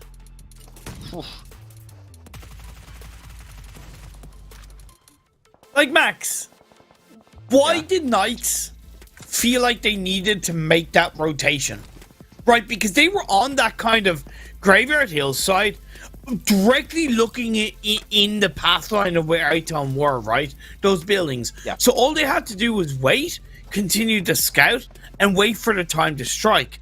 I understand that the whole push into the edge of the circle as quickly as possible, not face in front of the blue, but when you're in the direction to get information right in front of you, do that. Knights just, like ATON, play desperately. Oh, it's the Jack. Great overview position with that third-person perspective, though. Fear is going to be taking his own solo fight, 1v1. I'm pushing that one aggressively onto the last bullet of that UMP. Switches over, trying to get the elimination confirmed. While now Lazarus is going to be trying to reform a pack. Joy could also hopefully be brought back from death into the game. Zeki. Yeah. Careful. ISURUS. Nice. Suffering big casualties. Kaseki. very nice off angle here, trying to make sure that they just cannot really escape from this entire situation.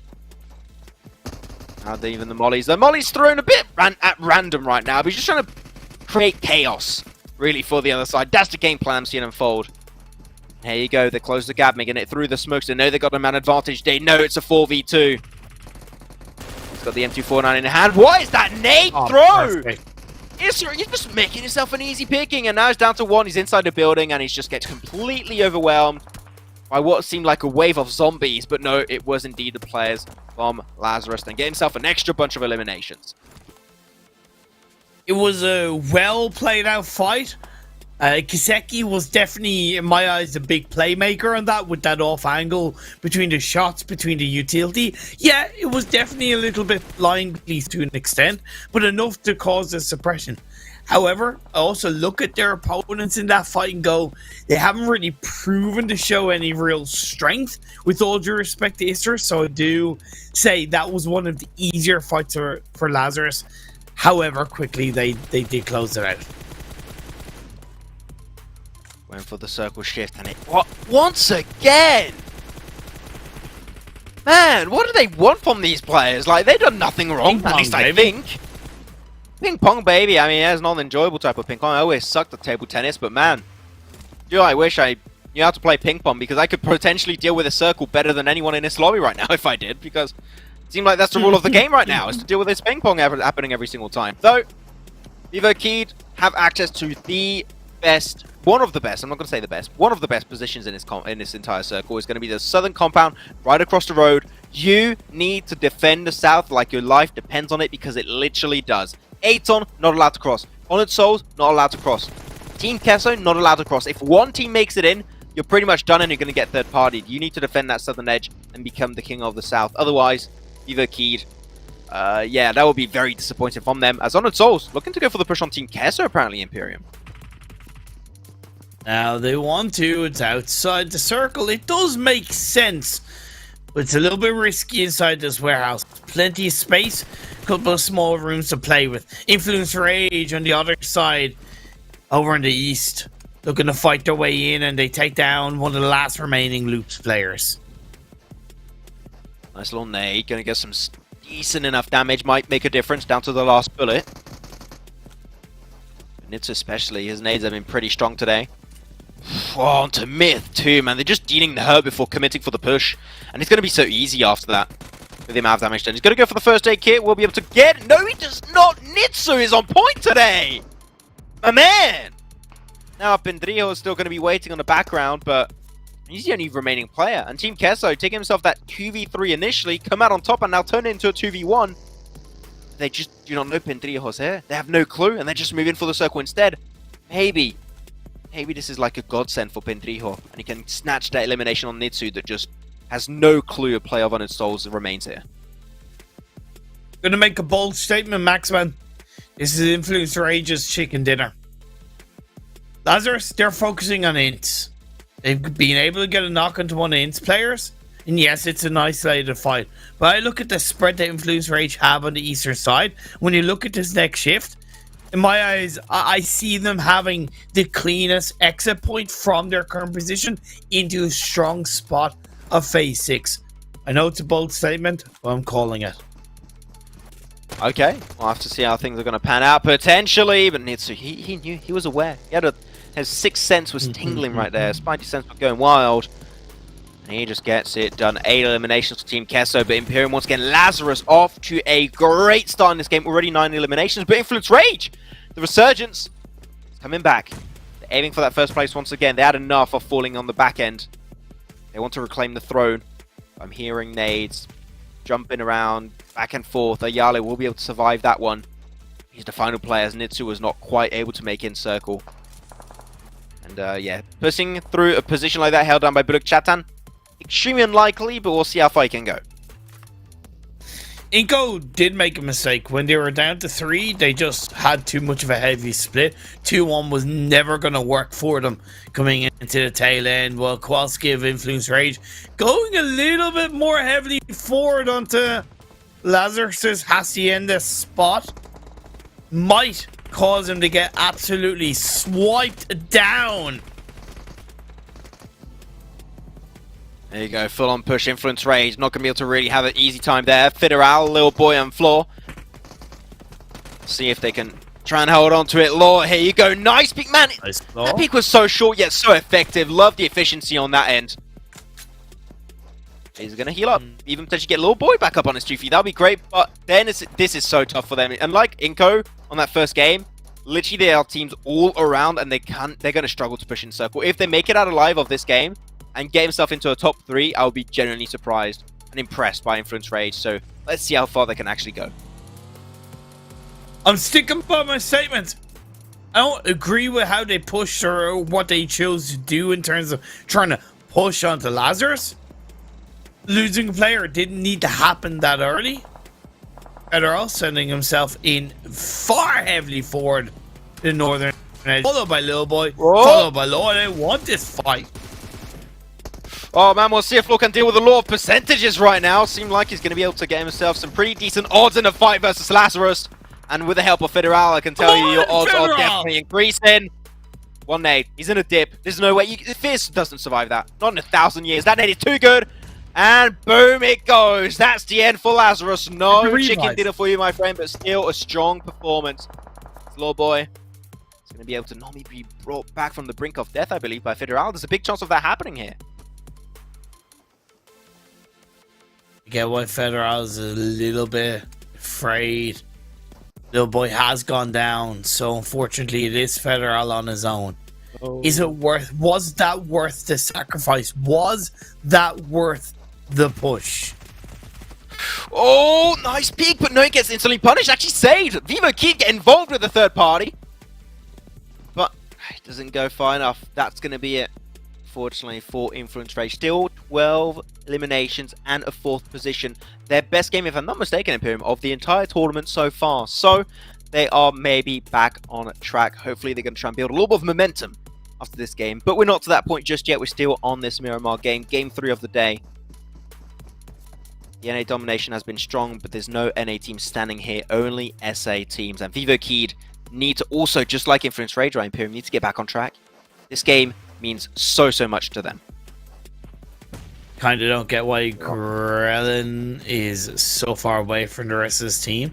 I thought with all the action that came down on the eastern side that they know that the east is extremely clear. As NA Kid gets a lovely nade knock onto the superstar Adrian. But the knock means very little if they can't confirm it with another nade or go for the push. There. And there you go. The res will come in. McGregor at least closed it up. Imperium, you did hear. There you go. Your prayers. You were gonna get joined up a little bit more, which I think was super necessary to hold that ridge line to make sure that they were not going to push onto the 2 other players of VIVO Kid. Okay, Alien. Alien Kid, man, these nades are 10 out of 10. What? How do? What? You What? No. Okay, and McGrellin just peeks around the corner now, gets involved, gets the knock, and gets the flush. And VIVO Kid now looking like, hey, we're getting a lot of work done, a lot of damage done, a lot of damage dealt, especially. We just, if I'm not mistaken, left into a 4v1v1. Like, this is their game to win. This should be their chicken dinner. Another good nade from Alien Kid. Oh my Gets the first aid kit. Gonna try and heal it off. But look at the off angle the VIVO Kid are going for. They want to lock down this game right here, right now. He's telling me Alien Kid hasn't. Oh, going for the first aid. He's waiting. He wants to make them think that they're safe before peeking over. His teammate INTZ still going to give the info over, waiting for hopefully Alien Kid to get eliminated first. Nice defense, 1. He gets jump shot, maybe good for 2. No! Alien Kid out of nowhere gets it done, but Red is going to peek around the corner the last second. Maybe good for the elimination. He gets a little bit of damage done. 1 more bullet, it's all he really needs. Did he get it? Where did he get it? There's no way. INTZ steal away the chicken dinner. Ren out of nowhere brings the upset to the table on this game of Miramar and gets the 15 points of that chicken dinner. Clutch after clutch. How many years have we been casting PUBG Mobile for? What, going on 3 years now? Yeah. I love the fact that you think you've seen it all. You think you've witnessed it all.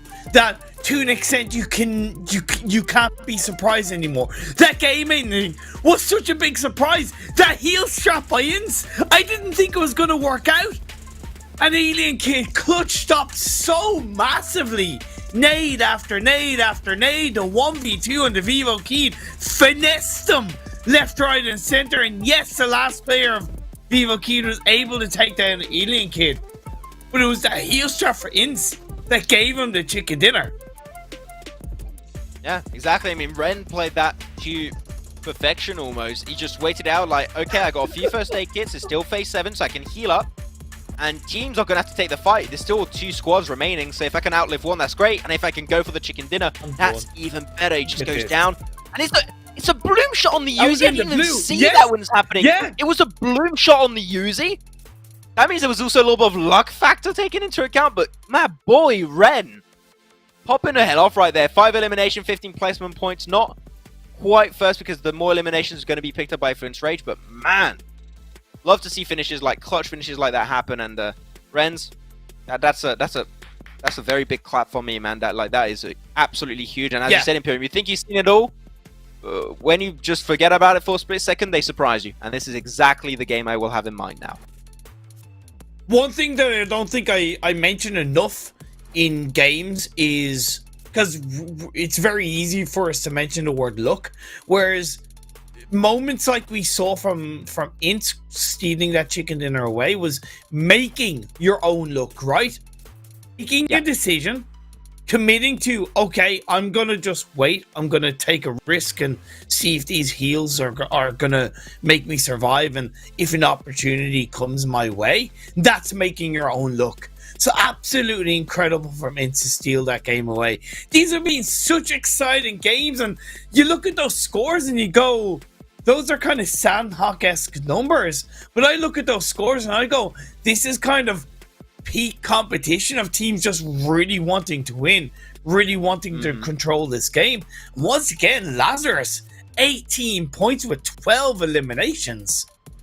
I'm even going to go further. This is the resurgence of our Season 3 dominating teams, right? Influence Rage, gonna have also a VIVO key game stuff. What was that? 17, 18 points? So we're seeing some real 17, there you go. We're seeing some really big step-ups from the teams that we, I wouldn't say disappointed, but we were questioning, like, what is happening on day one. And you know what? Now they're slowly getting back on track, which is always good to see. Alpha Sentinel, of course, did go out very early in that game, but you know what? They still got himself a chicken dinner to kick off the day, so we cannot be too picky about it. Though looking at the stats of INCZ, 5 eliminations, they waited. Of course, not being the most aggressive team in the squad, but that is fine for time to time as long as you can get yourself the chicken dinner, which Ren played that one down to an absolute T and played a fiddle out of all the rest of the other squads that were playing in that top 3 finish. Always happy to see finishes like this currently happen, right? But of course, I want to see INCZ get chicken dinners that don't rely around these very clutch factors. I want to see maybe them have dominant 3-man or 4-man defenses towards the end. I would see that as great moments. But you know what? Now that I look back on it, I'm like, INCZ being the MVP of this game actually isn't quite that surprised. Like his nades, his shots, especially on that 5 vs XSET, were phenomenal. I'm really glad that the next graphic highlights INTZ specifically, but also Team QUESO. They had a hell of a game with 8 elimination points and INTZ getting 6 out of 8 of them. I think that was still a really great team effort from Team QUESO, despite INTZ getting the majority of the elimination points for his team. And what I'm noticing is that Team QUESO are playing a little bit more aggressively. It's still that edge of circle playstyle, but they know that they need to look to control those edge of circle positions, especially when you get into phase 4, phase 5 onwards. And they're doing, for the most part, a really healthy job of turning that control into success, where it might not be a top 3 chicken dinner game, but it is a very strong performance. I see Joy always there for like the assist. That's twice in a row for LAZARUS. So my boy do be helping quite a bit though. You do be assisting things out. Ren's though, of course, going to have the top heal stat of this one because he's going for the last second heal strat, which did reward him with the chicken dinner. Man, a heal strat that rewards with the chicken dinner.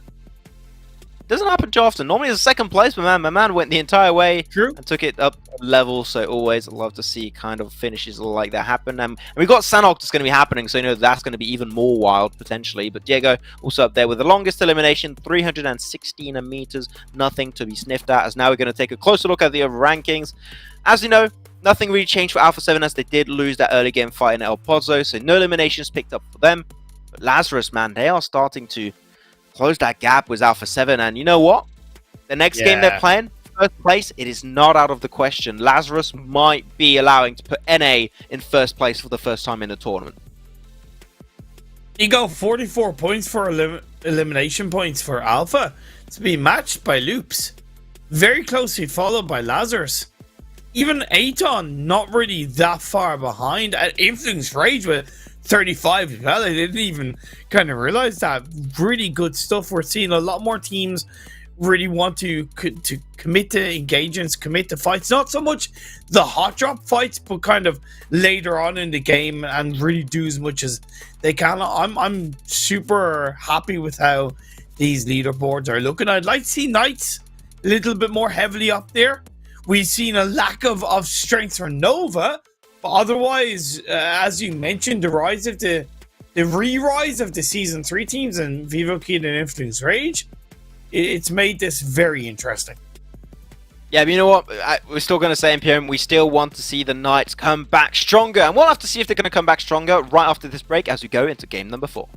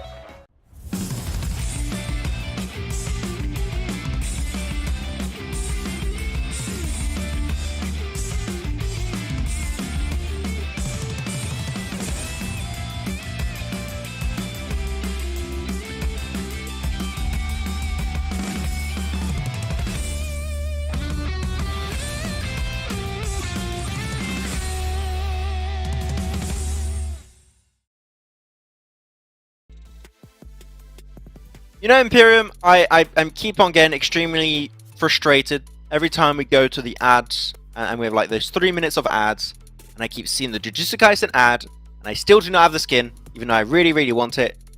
My bad luck continues. It is what it is. We are pretty much used to it by now, but once again, welcome back to America's Elite League, Season 4, with the man with no skins, and the man with all the skins, is Imperium. Yeah, what's up? I do indeed have all my skin. I'm happy Yes, every to say. single one. It has not fallen off. I have all of my skin. A special tattooed skin as well. That. So, the skin in an NFT. Limited edition. There you go. Exactly. He's in the box. Well played on. We're moving on to game 4 very swiftly, which is good to see. Not wasting any real time at all. The play path is not too bad, of course. Teams that want to go onto the eastern side of the map is going to be a little bit trickier. I'm wondering if we might lose 1 or 2 players on the drops that are contending for vehicles, especially on that road between Chinky and Farm. It tends to be a bit of a place where we can lose a player or 2. So far so good in terms of these drops. The one part I'm still sad about is that the Chosen are not here for this 4th season, so we're not seeing the Rise X Chosen in School Apartment. But it was like the little spectacle at the start of the fight. You know, every time what the outcome was going to be, which was Rise would beat the Chosen, but still, I do miss them. I do miss them dearly. But we'll see. As a quarry position, quarry towards Primos. We are seeing a little bit of back and forth that might be happening between Team QUESO and that's Influence Rage, if I'm not mistaken. So, better be careful there. There you go, Federal with the M16 early. Whoa! Okay, I was not expecting that, but okay. That's the way to get elimination, I guess. Yeah. I don't think. I'm trying to think who drops where. So it's like. Okay, I think Influence Rage do have Primorsk as a secondary drop spot. I don't think Team QUESO were intentionally looking to heavily split drop. And what? Wait, a Pachinki hot drop between arguably the 2 most passive teams in this tournament? This will be interesting. Which is going to be the least passive of the 2 passive teams? We'll see. So it's going to go, Lee's going to try and go in, and that's going to be an instant flush. He just got pushed and absolutely debated in that play. Escanor going to try and go for the nade. I think Escanor is the one that could bring things back in terms of aggressive nature for Delta Stars. I think is the player that I appreciate the most of the team, because he is willing to go for those pushes from time to time, which is always nice to see, that there's a player like that on a team that is known to be a little bit more passive. Go back onto the fight. I don't Knight's disagree. Not willing to hold on versus Team QUESO, so they're going to move out and go for Pachinki 2, maybe? I don't know, they go in that direction. I think it's very weird for them to so quickly rotate into the southern edge of the circle when you look at the playing path. Technically, it's a sensible move because at this point, most players are either split / looting, so there's nobody really there to focus. Well, there is in the form of Nova. They pick off one of the Knights players. Knights. I don't know, are we jinxing it by asking Knights to do a comeback every time? I have the impression, I do feel bad. Should we ask them to play bad then? Yeah, Knights, play bad. Do it. I want to see a horrible performance from Knights. I want them to go out in 16th. And if they do well, good. Oh, they got, okay, maybe a little too aggressive there, but yeah.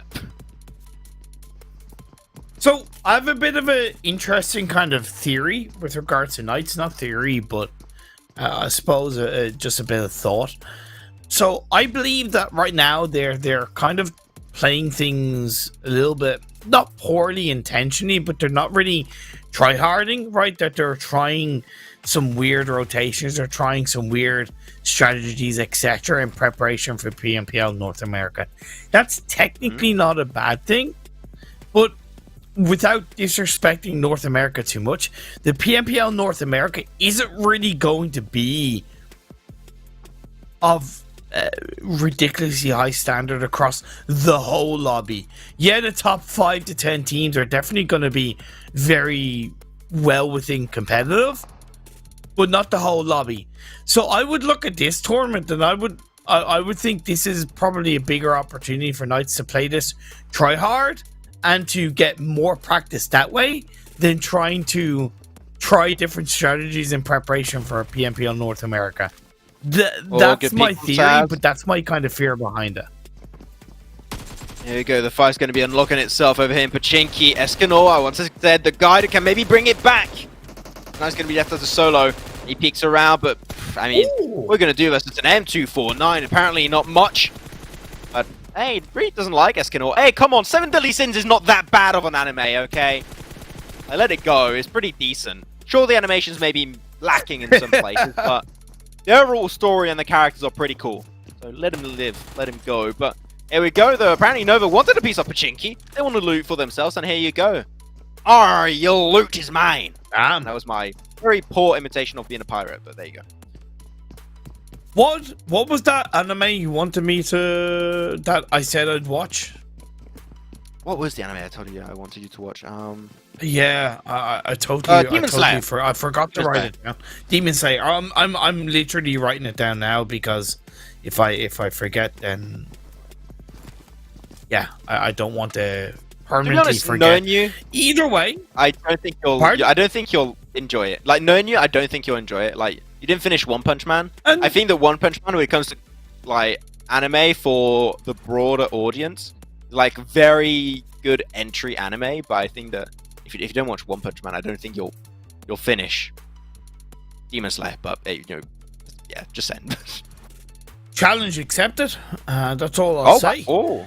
As this phase 1 is a bit of a challenge for these teams, especially comparative to the playing path.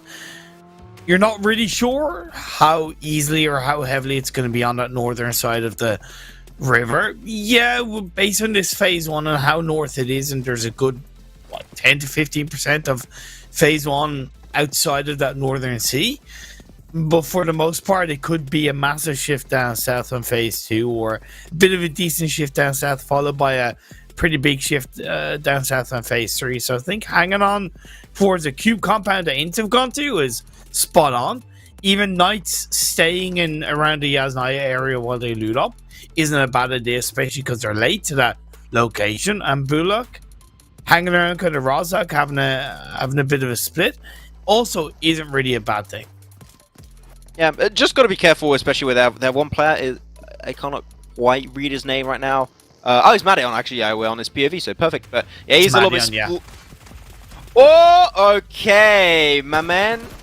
Could have played it silent, but now everyone knows he's going to be here, so yeah, I'll be a little bit careful. But well, you got a car now. You can get yourself out of there. Boom, gets in the car and going to try and regroup with the rest of BULUC CHABTAN. Not too bad of a trade, if I may say so myself. There's nothing more satisfying as a player than getting an elimination from a player that's driving a vehicle and then stealing that player's vehicle. It's just, you know, there's just something so nice about that. I'd say Madion feels pretty damn good right now. Yeah. Just have a little good feeling about all of this trade-off. Just hijack that buggy for his own volition, looking good. So far, in terms of this game, things are going to start picking up right now. Imperials can see this phase 2 where it went.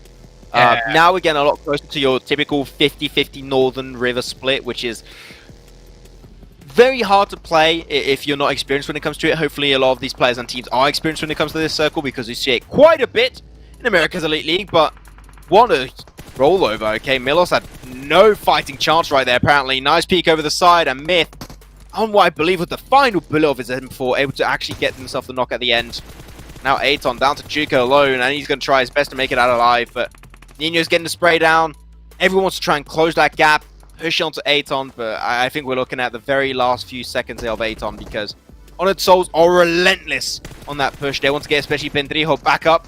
Team QUESO, I want to get involved a little bit. Kuna's going to be the one to lead the forefront. ATON do get eliminated in this game, but here we go. Team QUESO initiating the hostilities versus Honored Souls. But not going to be going too far. Well, look at that. Honored Souls actually sending Myth on an off angle to maybe have the advantage point versus Team QUESO. That could have a very big repercussion on this fight. It all depends on how far he goes and how much he swings around. I think he's done a good job of being effective by initially getting off the buggy, taking a couple of shots, and then getting back into the buggy. That does slow down and cause a bit of confusion on towards the members of Team QUESO. But I gotta wonder, what are Team QUESO even doing? He spotted him going for the bloom shots. You want to scope that one in down to his last bullet. While Ayala, he went wide over to what I think was Alamo position. So that is a big play from Ayala, but so weird. I'm not too sure. Here you go. He's joining up. The nade from Kuna is so good once again. Nitsu might have carried it earlier, but even without Nitsu in the start of this game, Team QUESO come out strong and pick up 4 eliminations in this fight versus Honored Souls. Honestly, between ATON versus Honored Souls and Team QUESO versus Honored Souls, some poor teammates, and I'm gonna have to talk about it later on after the game as we move on forward. BULUC committed themselves back up as a full squad, but they did lose a player on towards the northwestern edge of Rostock down on the high ground. This is priority players. Nova are pushing in. Yeah, Nova want a piece of this free real estate here onto BULUC CHABTAN. That nade should be pretty easy. I think he might have heard the pin from that distance.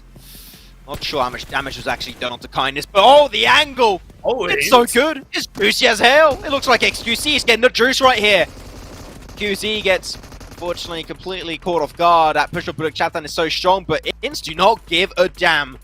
They set their eyes on it, that means it's theirs by birthright.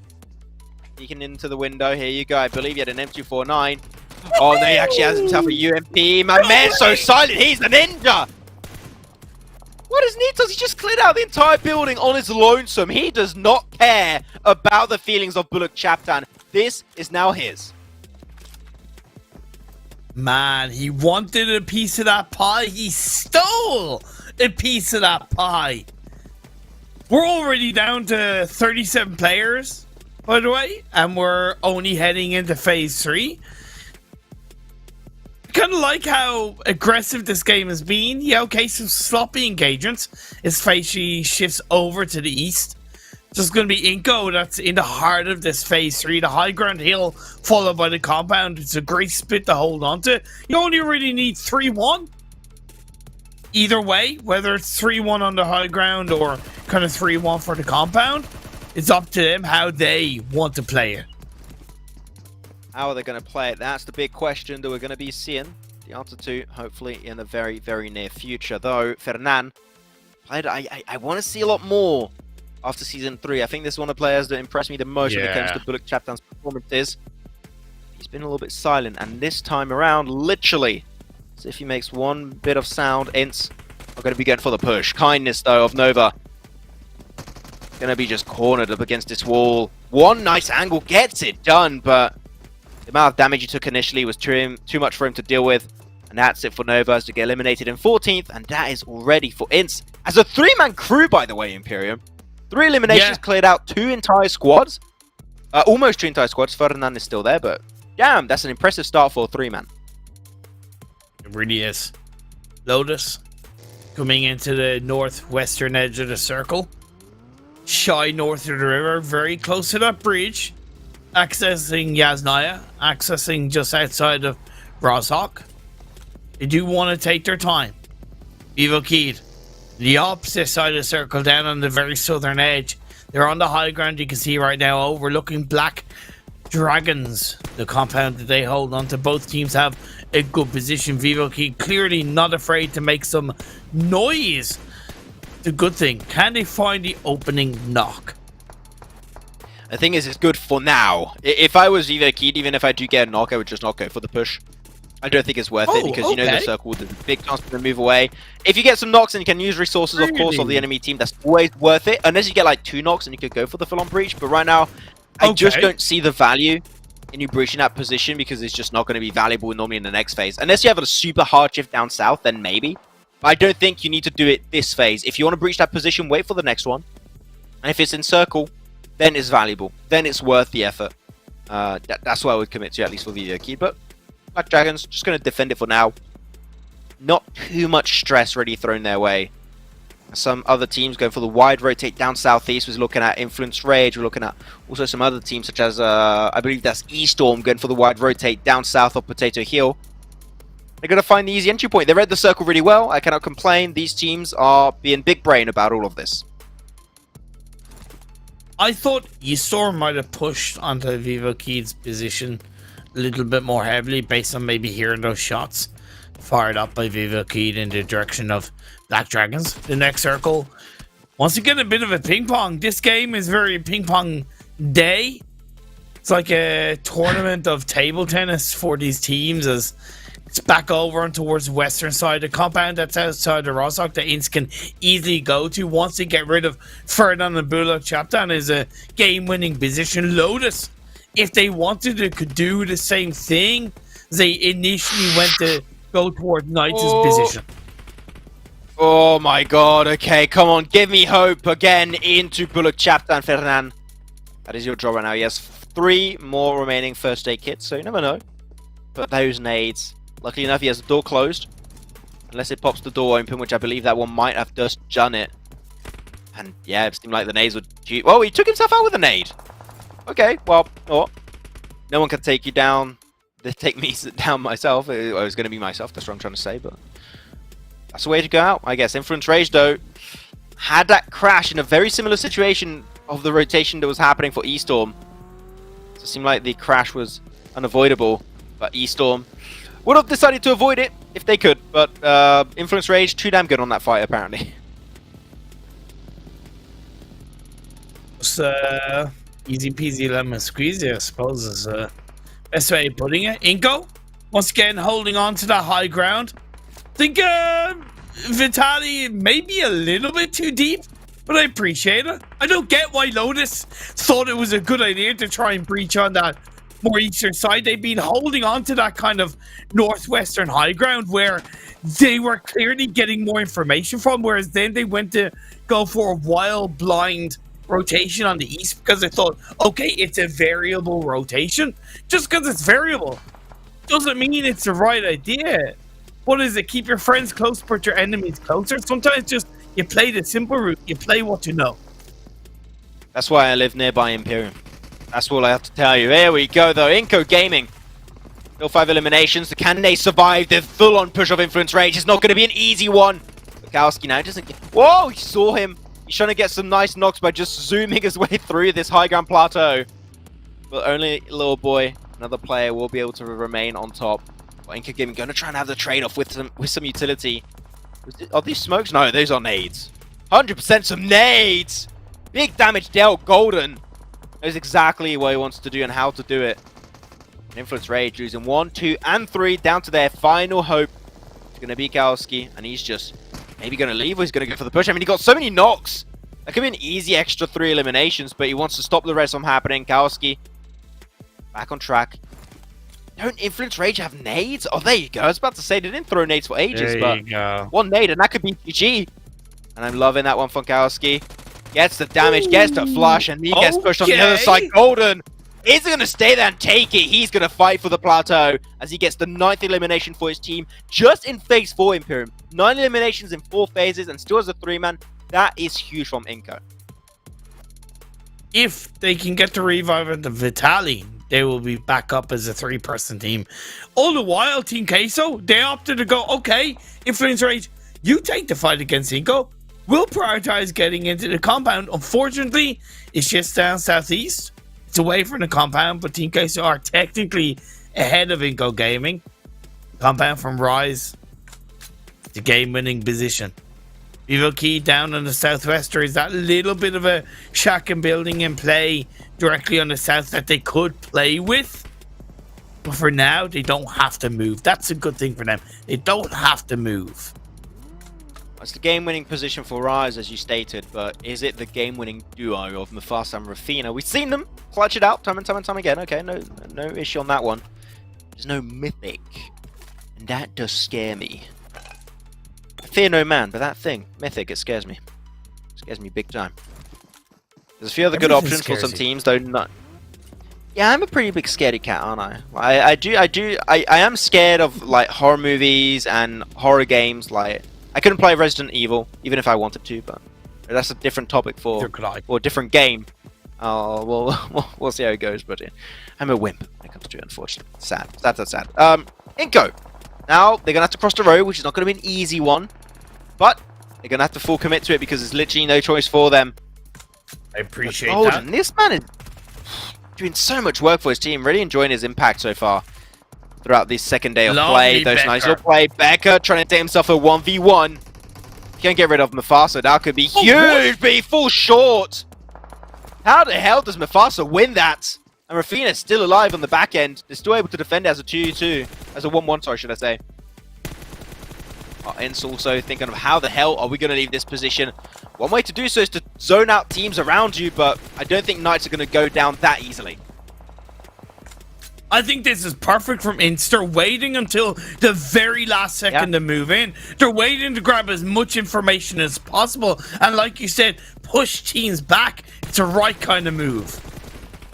Create that breathing space. That's INTZ's game plan. I'm not sure how far it's going to be able to go. Mufasa, my man! He's taking shots on everyone. Unfortunately, biting down on more than he can actually chew. Still got Rafina. Mufasa, I'm pretty sure the res not going to happen unless they get a lucky window of time where they can actually get himself back up on his 2 feet. Insto still trying to go for that spray. And it still only has a 3-man crew. If they can get chicken dinner while spawning into this game as a 3-man, that would be nutsy to witness in here. INTZ, here you go, going for the push. They want to single out the fight. They want to break down this entire late game imperium right into smaller fights. Right now, the smaller fight that makes sense is to go for the push onto Team QUESO, control the north, then go for the push in the compound.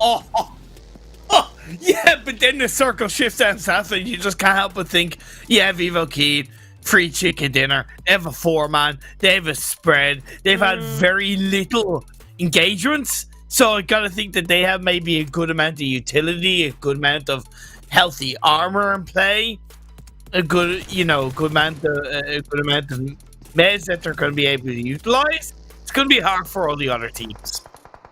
Oh, it depends on Vivo Keyed if they try and take a lot of room in this circle. I believe they just went for a single shed. It's available in the circle right here, though. Rise, here we have it.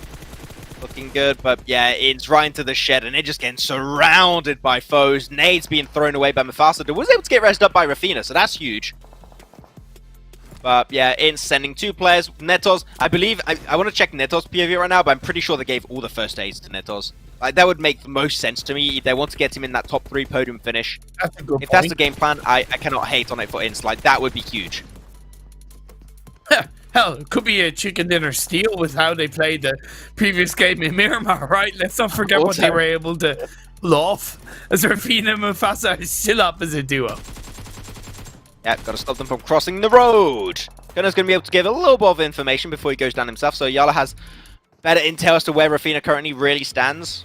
But is that really going to help out Team QUESO's situation? I don't think so. And Nitos is also looking in the angle in the wings. And Nitos will be able to strike and get the elimination. He eliminated Team QUESO right before, though, so he got 3rd place, if I'm not mistaken. We'll have to look in the overall rankings, but I'm pretty sure he got 3rd place above Team QUESO. So really good stuff from INTZ, and now it's all between Vivo Keyed and Rise, and the smokes are going wide. Trying to block out visibility from Vivo Keyed, but Rise is going to have to push out! And what a spray with a DP28. Mufasa reducing that man advantage to only a 2v3 currently, and they're even pushing onto the eastern side of the circle. Rise might be able to make it happen here. Step 1 is on board. I think Diego's being a little bit too quiet inside that building. And now he gets the shot under Rafina. Oh my word, Rafina, you lucky devil. And does he still have a first aid kit? Because they've been fighting pretty consistently throughout this game, right? So if he has that first aid kit, that's big. But here you go, pushing for the 1v3. They were able to get the res there, back up as a 4-man. And here you go, pick up 1, looking for the 2nd. and I just do not see it happen. And then Rafina gonna go for the last bandage before having to take the fight. Misses to roll over right there, but it doesn't matter. He's got his bullets ready to go wide. And that's going to be it, as VIVO keeps securing himself the 4th chicken dinner of Day 2 of America's Elite League Season 4. And we wanted to see the comeback happen eventually. Imperium had a good last game, but here, this is the VIVO key that we wanted to see. The last 2 circle shifts, to an extent, gifted them a very easy win overall. But that doesn't take away from the spread that they did create themselves using Diego on the roof of that building, and how he was able to use the elevated position to his advantage. I think a lot of teams around them did a brunt of the hard work in the game, whether it was Rise, whether it was INCO, whether it was INTZ earlier on in the game, and they were just left to pick up the pieces. Even Team QUESO, once again, having a continually aggressive game with 6 elimination points and the top 4, I believe. Yeah, I think that was it, actually. Looking into the finishing moment here, Nitos, you're going to be able to see the angle he had on the Yala. I think we're going to see the elimination feed, potentially. There you go, Yala going for the push. The off angle of Nitos was held down really well. And he does go down, then just split half second right before Team QUESO. Just before Nitos, sorry. So, hell yeah. Love to see that. A few extra placement points going the way of INTZ, and then sure, VIVO Kid, I think they got a little bit scared with that first knock coming out initially from the far side, I believe it was, but then they just overwhelm it. It's a 1v3. They know the other players on the side, so you just break down the 2 fights into the big fight into 2 smaller fights, so you can make it bite size, and then they secure himself the chicken dinner off the back of that. 19 points, not the biggest chicken dinner by any stretch of the imagination we've witnessed so far in America's Elite League, right? With 19 points in total. I'm mixing up all my numbers, which is pretty much expected. But Rise, finally back to where we like to see Rise, right? Which is on that top 3 podium. 6 elimination, 12 placement points off the back of that 2nd place. This is the Rise that we love to see back from Season 3. 110%. And when you really look at the grunt of the work they pulled out was as a duo. Imagine how much easier, how many more eliminations they would have gotten as a full squad in that position, in that compound. So really well played from Rise. Once again, Team QUESO getting themselves 14 points. INTZ getting themselves 16 points. Knights, a better game from Knights. Definitely a better game. 9 points. It's a step in the right direction. Yeah, but still not the Knights we want to see, Imperium. Let's be honest. Let's be completely honest. Still the Knights we have wanted to see so far. Want to see how far they could potentially try and push it and get himself back into it. As you mentioned, also, they might be trying things out before PMPL NA, which is completely valid. If they want to do so, that's fine. But the things they're trying currently not seem to be working a whole hell of an amount. So unless they just want to hide their strats and they're thrown on purpose to make sure that they're going to be the big surprise in PMPL NA. But let's not lie to one another. It's probably not what's happening right now. Looking at the stats of VIVO Key, though, 4 eliminations on top of that one. Was a total of 871 damage, and good decent amount of utility we're going to be seeing used by VIVO Key to make sure they have control of the fields around apartments. So yeah, VIVO Key played that game down to a T at the very end there, making sure they took control, they rolled out, and when they knew they had the man advantage, they used the advantage in their favor to make sure that they did not have that chicken dinner slip right through their fingers. So yeah, it's as simple yet effective. It's by the book, but it's by the book for a reason, because it tends to work very, very often. You're highlighting about how those 19 points for the winning team wasn't a lot. You're dead right, but it has been a bit of a trend in today's game so far. Yes, game 1 started off with a 27-point win for Alpha 7, but followed up by 22 in game 2, 20 in game 3, and now 19 in game 4. Like I highlighted, I think that shows the standard and what is the competitiveness across the board from a lot of these teams, really looking to improve as well from day one, and teams who are maybe coming into this off the back of it being in the middle of playing PMPL, feeling that flow and playing a lot stronger. Yeah, playing a lot stronger than Netos here. 4 eliminations to his name, looking good. Being the MVP of this one. I still do think that the heal-off strat was a good idea, but I think he just saw an opportunity for an elimination and is like, well, it's a free elimination. And unfortunately, On the other side, you had yourself Vivo Keto, who were very aware of his position. I think it mainly because of the two-man push that happened earlier. Like, there's probably another player still in that position, so let's just be careful, and careful they indeed were. Rafina, going to be also the top fragger of this game with 4 eliminations total. That's it, as we said, that is the type of stuff we want to see from Rise on a more regular basis. Though I haven't seen Mythic. Ado, has he even been playing today? Because I maybe he's just going out early. Yeah, I don't have the impression. I'll pay a little bit more attention onto the next game to see if he actually has been actively playing, but I'm not sure that's been the case. Then moving on, also got yourself Rafina also being the top assist of this game, so truly being the jack of all trades for his team, and also onto the other man. He's got 4 of the top 6 stats right now. Okay, he's really the jack of all trades for his team. He just had a really good game, like a ridiculously good game. Him and Mufasa, I'm not really surprised. Not really surprised at all. Kowalski, for once, although it's because they went out early, we didn't see ISURUS in the top distance travel. Normally they're the top traveling team, but that's only because they went out early in Pachinki against Delta Stars. Yeah. Also, I do want to mention like something we talked about Knights, quite a few times. I'm looking at the YouTube comments because I like sometimes having some people get involved in the conversation with us on the stream. Right, I think Knights are either adapting or saving strats, or they are just practicing for NA PMPL. And it goes to point out, right, there's so many things that could be happening on their side. There's just it's not the true Knights to be expected. Yeah, exactly. But it's cool to see that other people also do think the kind of same way. So we'll see how things are going to potentially be going on that aspect. Though Alpha 7. Still not moving.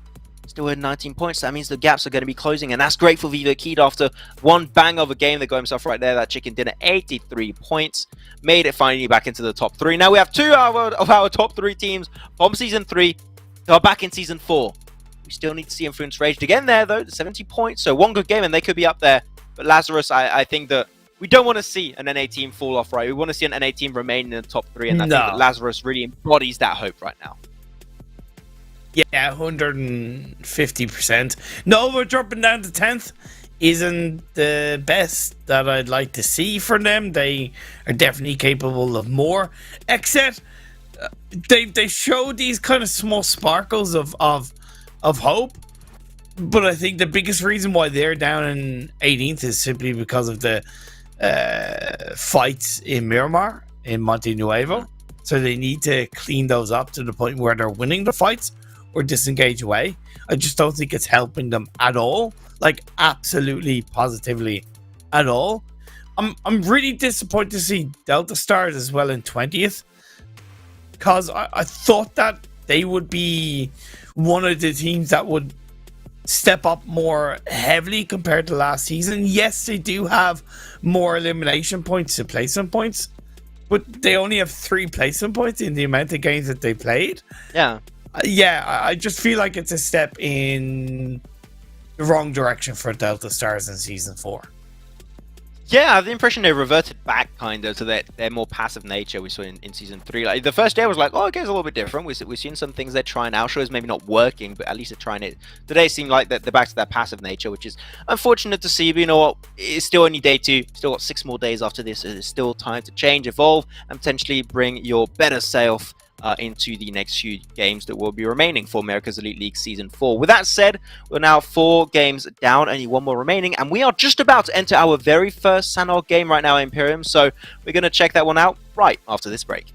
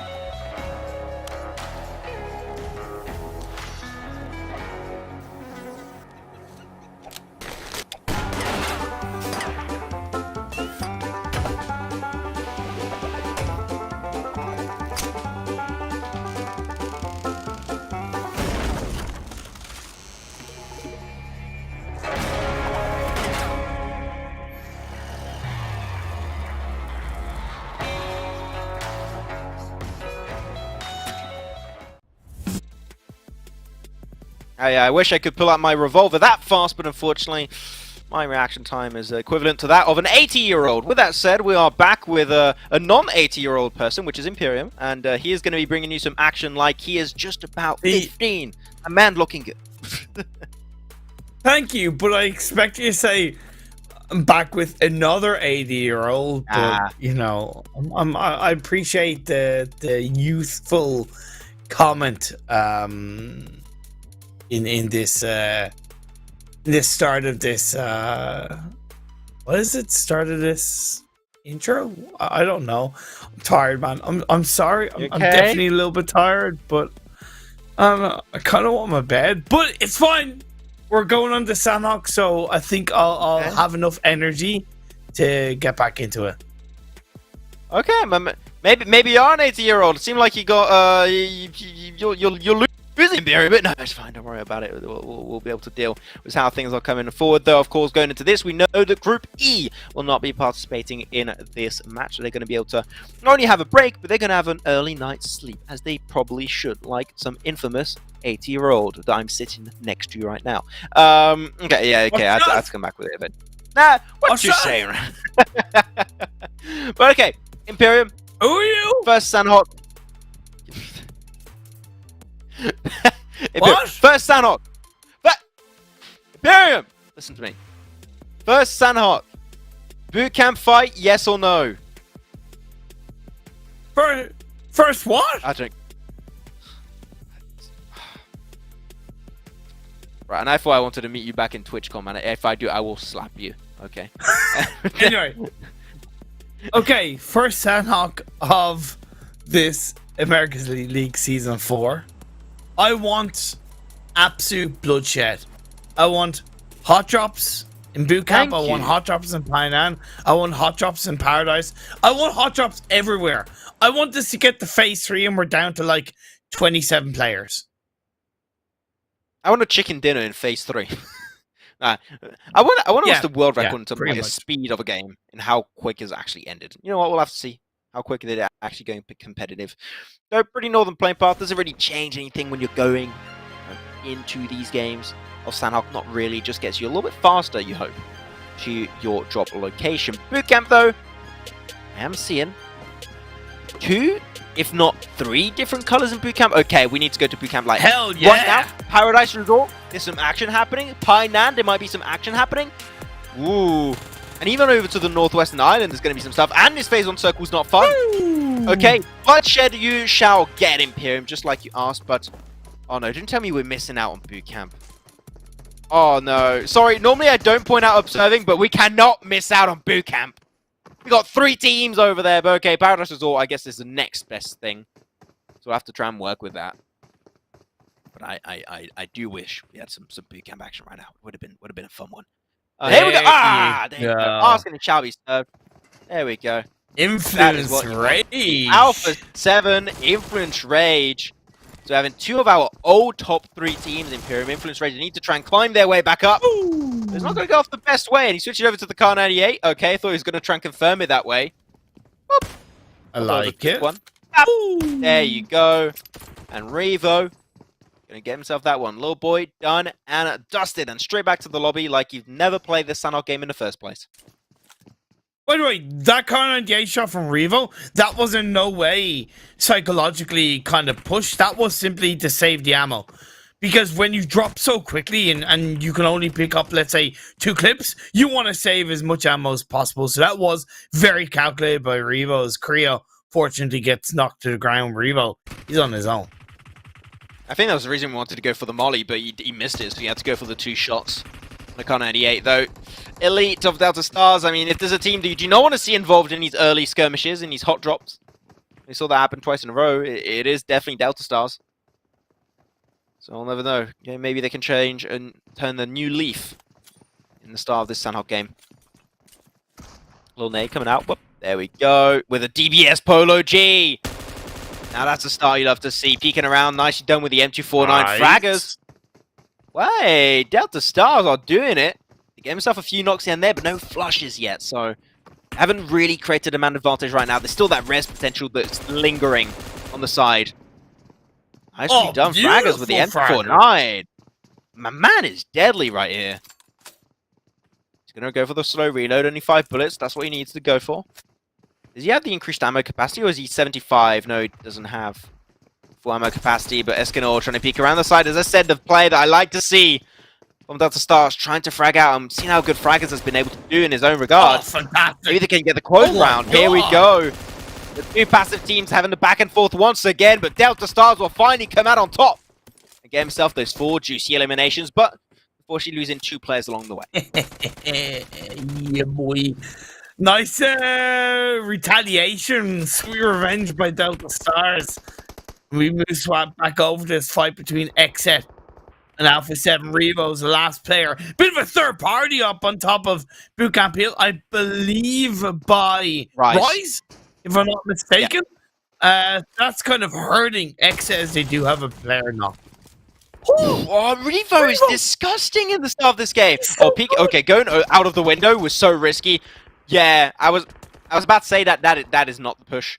Lack of utility, I can understand. You want to push it, you don't want to allow the rest to come out, but yeah, that is maybe not the play that he really wanted to go for. And during that entire time in Bootcamp Hill, Rise are just like, oh no, what's happening over there? What's going on? Let's go for a little peek. And there you go, we got Mythic. He is here. He does indeed live, and he does indeed play. At least in this one. Not sure about the others. So nade's going to be exchanged, but Mythic on the off angle. If you know that one guy can set you up for success in bootcamp, it is going to be Mythic. Senatex is also there to back him up. Yep, Senatex and Mythic, the duo that might be able to paint the SA region in their colors. We'll have to see, but here you go, Mythic going for the push. He's going to make his way downhill. Confirming one, still with the UMP in hand, and he is going to be going for the full-on push, but followed up closely, I believe, by Senatexa. It was actually Mufasa there, but Rise make the ends meet. And will be the true King of Bootcamp. And then Black Dragons, by the way, did to Delta Stars what Rise just did to XSET. Came in on the tail end, finished them up. We're down to 11 teams, 44 players, 5.5 minutes in. That's the kind of bloodshed I wanted. That's the kind of craziness I wanted. Bring it on. Keep it going. Loops. They dropped them Painan. Nobody dropped with them, but they pushed out of it fairly quickly. Now they're looking at the Trifecta Island, of course. We have no time at all to talk about this Phase 1, Max. It is circling on the Trifecta area. So I do understand why both BULUC and Loops want to really prioritize it. And we could be looking at a real interesting Phase 2, Phase 3 onwards, as no real certainty on where this kind of game is going to finish. Yeah, of course, when I look at this circle, for me, if I had to go by pure gut instinct, I'm looking at the Northwestern Island, because when I see the circles, a lot of them end up Northwest Island, and I think that is what you've seen. VIVO Key fully commit to it. Got yourself LAZARUS also. You got yourself a player from... Which team is that? Let me get the HD map. There you go. Is ESTORM? You got a player of ESTORM that's just going to be chilling over there too, which is Ronaldinho. But otherwise, yeah, that hot drop that was happening in Paradise. Yeah, the hot drop that was happening inside of Bootcamp. We already lost 5 teams. Imperium. Bloodshed was served to you in a silver platter right here. But, of course, the main plan you want to go for is just play Trifecta. That's what BULUC CHABTAN will do it. That's what I think Loops wanted to do, but unfortunately, it's going to be a little bit tougher for them to do. And also, you got yourself looking at Rise to have a little bit of an overview from Bootcamp Hill. So a lot of teams have good information that will be coming their way this time, but otherwise, this is as passive of an early game you're going to get for Bootcamp. Sorry, Sandlock Start. I don't like where Madion is of BULUC because I don't think it really does enough to lock down that area of the Northwest Island as well as supporting the rest of his team. If you're going to hold on to the trifecta, you hold on to the center part of trifecta as a full squad. I just think it's a useless split overall in the grand scheme of things for BULUC. It might pay off. It's something that we'll have to see, but to me, the fear is there as we push it forward. I mean, I agree, and this is a very good example of why that split, technically speaking, is maybe not the best to go for, is because if you want to assist one another, it's so hard to regroup because you've got to cross the river, and if a team is pushing you, they're not going to allow that cross to happen. That is the main reason why this split is not always recommended. A 2-2 split is fine if you're close to one another, but right now they were just a little bit more spread in this L-shape pattern building. And Loops are fully capitalizing on the opportunity. Here you go, a second knock arises. Fast, as we said, from Bootcamp Hill, they're looking a little bit of a damage dealt, so Loops are going to think twice about re-engaging this entire fight. But yeah, he still goes to show, as we pointed out, like BULUC CHABTAN should have not committed to that split. Yeah, right now Loops are a little bit more heavily split, so that does give a little bit of space to BULUC to maybe try and turn this around in their favor, at least slow down Loops a little bit more heavily. But see what Loops are doing? They've adjusted just a little bit more. They've grabbed the vehicle. They've gone on towards a more western side of the wall. This is some really great reaction play from Loops. Not panicky. Not kind of running around like a headless chicken. It's coordinated. It's communicative. It's okay. There's a team shooting at us from Bootcamp Hill. Let's adjust how we're going to move across these trifecta buildings. So clean from Loops. Loops definitely have improved so much, I would say, coming into this 4th season. At least today. I'm really happy with their results as a whole. Yeah, I agree. Hopefully they can try and build that momentum for the next few days. That's my big question, because as you know, Imperium, I won't be here to be able to see the witness. To be able to see the witness? Well, that's not what I said. To be witness of the success of Loops. Yeah, very sad. Wait, since when do you say sad? Wait a second. We'll see, of course. That's going to be very sad for Toiko, though. I can tell you that as a fact. Very clean spray from Cenetex again, and more involved by the second, by the minute, inside of this trifecta position. But they can't really full-on push it from their location, so they just want to deal the hurt. They just want to get some damage done and wait for phase 2 before they think of pushing this anytime soon. Plus, Loops are even more heavily pinched now as they reacted to Rise by going on the other side of Trifecta by the wall, but now INCO had pushed on the other side a little bit more heavily, and that's really forcing Loops to stay absolutely dead quiet. They were able to slow down INCO and getting a knock on the Golden, but that revive should be laid out. INCO should be back up as a full squad. No, they're actually not. They are down to 3 players. They did lose. No, they're back up as a full squad. My apologies. They're back up as a full squad. But more importantly, as we move into phase 2, that has shifted over to the west. INCO react to that circle shift by backing off against Loops. So it does create, if Loops do become aware of that, it creates just a little bit more breathing room for Loops. Yeah, it can make it a little bit more tense, of course, the whole situation. So we'll see. Loop's got to be careful, though, because the push is happening from Rise. You can see it currently on the mini-map, while Mufasa just trying to take a peek, making sure that Loops don't really try and put any sticks in their wheels. Oh, he goes out. I don't think the Mufasa, even if he tried, would get the knock. He might get a little bit of damage. If he has like multiple headshots in a row, then maybe the knock would happen, but that's a rough one to actually hit. All the while, Vivo Key continue to have the mountain of Northwest Island locked down. And there is a bit of a fight going on between ESTORM and Black Dragons. Yeah, they're back onto Rise because that fight is going to be happening. Mythic. Oh no, not in that position. He's making himself some easy picking for Chief. Ah, that's a feels bad, man. Of course, Rise. You can still get Mythic backups. It's not too bad of a position, but now Mufasa, this would be the right time to potentially get him involved. Over to another piece of action. There's going to be Nova versus Honored Souls, and we arrive, and it's already over. Nova, 4 eliminations, going to get QZ back up on his 2 feet. And in terms of the circle, I mean, they're pretty safe in the south, right? They're just going to make their way over to the river, and you never know. The next phase could heavily shift in their favor. Xenotaxa gets knocked, but for the most part, it's going to be loops that go down, and now the members of BULUC CHABTAN might be able to take advantage of that. Not quite fully committing to the third party. We move on over to INCO. Like I said, they disengaged away from the trifecta area and opted to commit a little bit closer to the bridge, entering onto the Northwest Island. Team QUESO, they rotated there from the south part of the Southwest Island. Now both teams are extremely close to each other. How close are they going to end up being? Currently not in nade range, really, except for one of the players that's right on the other side, which is going to be Nitsu. And we saw Imperium, right, on that Miramar game, how good Nitsu's utility is. Molly, nade, smokes, flashbangs. Well, not really flashbangs. I haven't seen any of those, but anything other than flashbangs, he will be super precise about. Rise still inside of the trifecta position, of course, as you know, taking the fight back and forth versus BULUC CHABTAN. But we're about to see phase 3. We're about to be witness of where it's about to go. It's about a 50-50 split in terms of where it's going to be ending up. Is it going to be the Northwestern Island or the Southwestern Island? And it seems like Southwestern Island it is, with still a big portion of the river in play, in the trifecta in particular.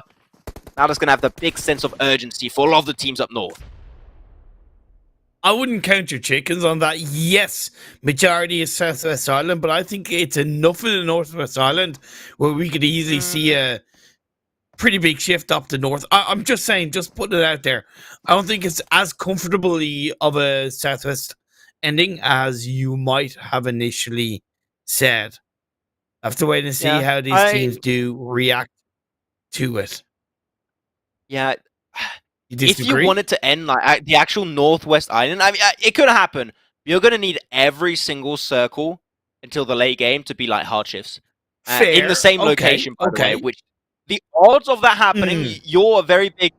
you talk a lot about the love percentages. In this scenario, I think it would be less than like way less than 5%. And like, yeah, maybe even less than 1%. Really? Oh, yeah. For it to happen like that so many times in a row, I don't know. Especially with the games that we've had today where they've been kind of very ping-pongy on the circle shifts. So I suppose based on that context, that is a good point you bring on board. I think a lot of teams are aware of that and they might be looking to change up their rotation to commit a little bit more to that Southwest Island. It's great for Nova, who are already there. It's pretty good for Team QUESO and INCO, even though they are very close to each other. And of course, Rise, they do have that South Island trifecta locked down. For VIVO though, this is a tough nut to crack. Making your way down from the Northwestern Island high ground mountain with very minimal type of defense, because unfortunately making that cross downhill, if you're the one moving downhill, it is one of the hardest rotations. If not, I would even call it the hardest rotation. Other than crossing Barn, like this is one of the hardest positions to and crosses to make happen in this map. So yeah, we'll see if either can try and count their lucky stars or if they can actually take the fight versus BULUC CHABTAN.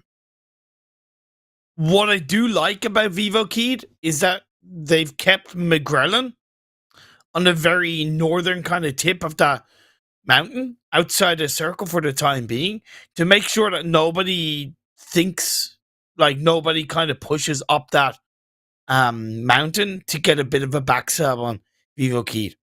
It's simple, but it works so well, and what that means is VIVO don't need to commit so heavily down that mountainside. They don't need to commit massively to pushing in on towards the members of BULUC. They were able to pick up one elimination onto the member of BULUC, and that to them and to me is comfortable enough. That's good.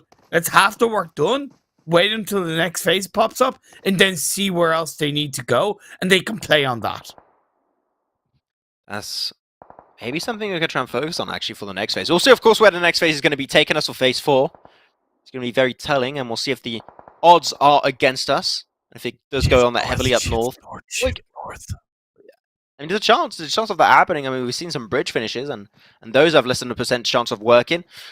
There's still a world where that could happen if the circle's right down, like the center of the next circle's right down south of the river, but it does seem even more unlikely from what I'm seeing right now. Though INCO, they're looking good. Though if I were them, Imperium, I would regroup into the position where Becca and Romulazin currently stand, because I think that this is too adventurous of a 2-2 split for this circle this late in a Sandhog game in particular, where you're right next to a river, where a lot of teams are going to want to cross, and you have a very strong position that teams want to crash. I think it's time to regroup, because Team QUESO are moving on their side, thinking, ooh, this could be a push, this could be a breach we could use for ourselves. So I think that they should try and get back together if they can, but will Team QUESO allow it, though? I don't really know. For a second, I was thinking of countering that, but I do, off the back of a little bit of evaluation, overall agree that they should disengage, mainly because as much as they don't necessarily want Team QUESO to make it over to the other side of the bridge, they should allow them to make it across, so the likes of VIVO Key can kind of swipe them from the side. Give other teams the hard work, don't make it hard for yourselves. Give me the way, Blackjack. Oh no, with the nade in hand, you're going to get punished for that. Taking himself about 1/3 HP damage right there, so not going to be looking too good. Jump shot. Whoa, that actually worked. How the hell does Zifan win that trade? He just jumped right in front of it. He has another nade in hand. How is this man not dead yet? Talents, okay, gonna have to go for the first aid kit, but Zifan just got away with not even just one bit of murder, he got away with 2 murders. And that's it. Black Dragons swiped off the surface of Sanhok apparently, and Zifan just... That makes me want to call 911 right now, because that is illegal. I don't care. Black Dragons, they were taking the fight against ESTORM earlier on up and towards the coastline and mainland, so they were forced to make this kind of shift, make this kind of rotation. They were pretty confident that Trifecta would be absolutely unable to cross through, and they would have been right. So it made sense they were taking their chances across that bridge, which Nova clashed up against them, and obviously Nova overall having the body advantage as well. Bar Zifan getting a little bit of luck and not going down. It was an easy engagement for Nova. INCO opted to disagree with what our thoughts were, and they did push a little bit more towards Team QUESO, and they were rewarded with an elimination point.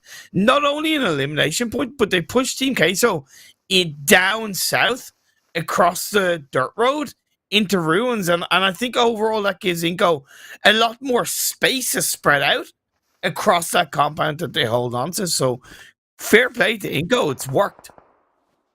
Yeah, I think that especially for Team QUESO, looking at this, they're mainly thinking that they are fully controlling the southern edge, because you would not go in ruins if you knew other teams were in that vicinity. So I think that they're pretty confident that no one else is behind them, which is good. They are aware of what's happening around them. Though one team that was not aware of what's happening behind them is going to be actually the side of VIVO Kid, as Kaseki comes out of nowhere.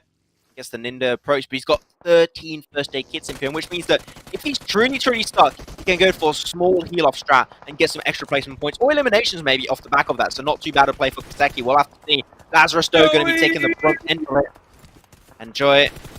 Going to be unfortunately struggling in that one. Down to 2 players for Lazarus. We'll see how far they can really go. But INCO still committing to that 2-2 split. I still really want to see them try and regroup here. Kaseki is such a thorn in the side for VIVO Key. And not only is he getting the elimination points, he's allowing somewhat his teammate Fears to stay alive and be unavoided. Of course, first aid is going to have to be utilized as Nova are going to crash in onto Rise. Hell yeah, that's a big push. Super important one to try and get control of the east. But also might allow a great opportunity for VIVO Key to make the cross, because Rise were going to be one of the main gatekeepers of that river cross. So Nova will inadvertently help out Vivo Keed. We'll see how far he's going to go, though. Lazarus still got Fears, taking himself a 1v1 currently. This is what I believe is Diego. Yeah, it is Diego. And Fears down to only 10 bandages right now. Knows he's about to die. And on the other side, Diego's just like trying to get the elimination, but it's going to be taken away from him by the Blue Zone. Papa Blue looking real fancy here. 7 eliminations already for Nova, looking to push their way, but it's right on the compound of INCO Imperium. You cannot give away a circle with that free more than this. Like, this is absolute perfection for INCO. This is their game to lose here. This has been an incredible day for INCO. They've already grabbed themselves one chicken dinner. It was stolen. This time around, it's clearly a little bit more earned as they have themselves up as a full squad. The domination of the circle as Nova go down, Rise continue to survive. Rafina, Mufasa, once again, the two players left standing. The dynamic duo for Rise Esports. Let's go for the dynamic duo of Rise. See how far they can potentially push that duo. Be chicken dinner worthy, hopefully. That's where we want to see Rise get back to. Edgen, though, I don't know if he was spotted swimming. Yeah, Mufasa definitely didn't see that. They're still trying to hug the coastal line, which I think is a really good strat for Rise right here, Imperium. Just hugging the coastal line, you got that little dip. You're not going to be spotted away from INCO, and if there are teams on the other side, well, technically they should be in the water, so you should be safe from harm when it comes to the more northern edge. The main bit of harm is going to be coming out is going to be, of course, Team QUESO and INCO that should be fighting one another. So Rise have that big third-party potential once again arising for them.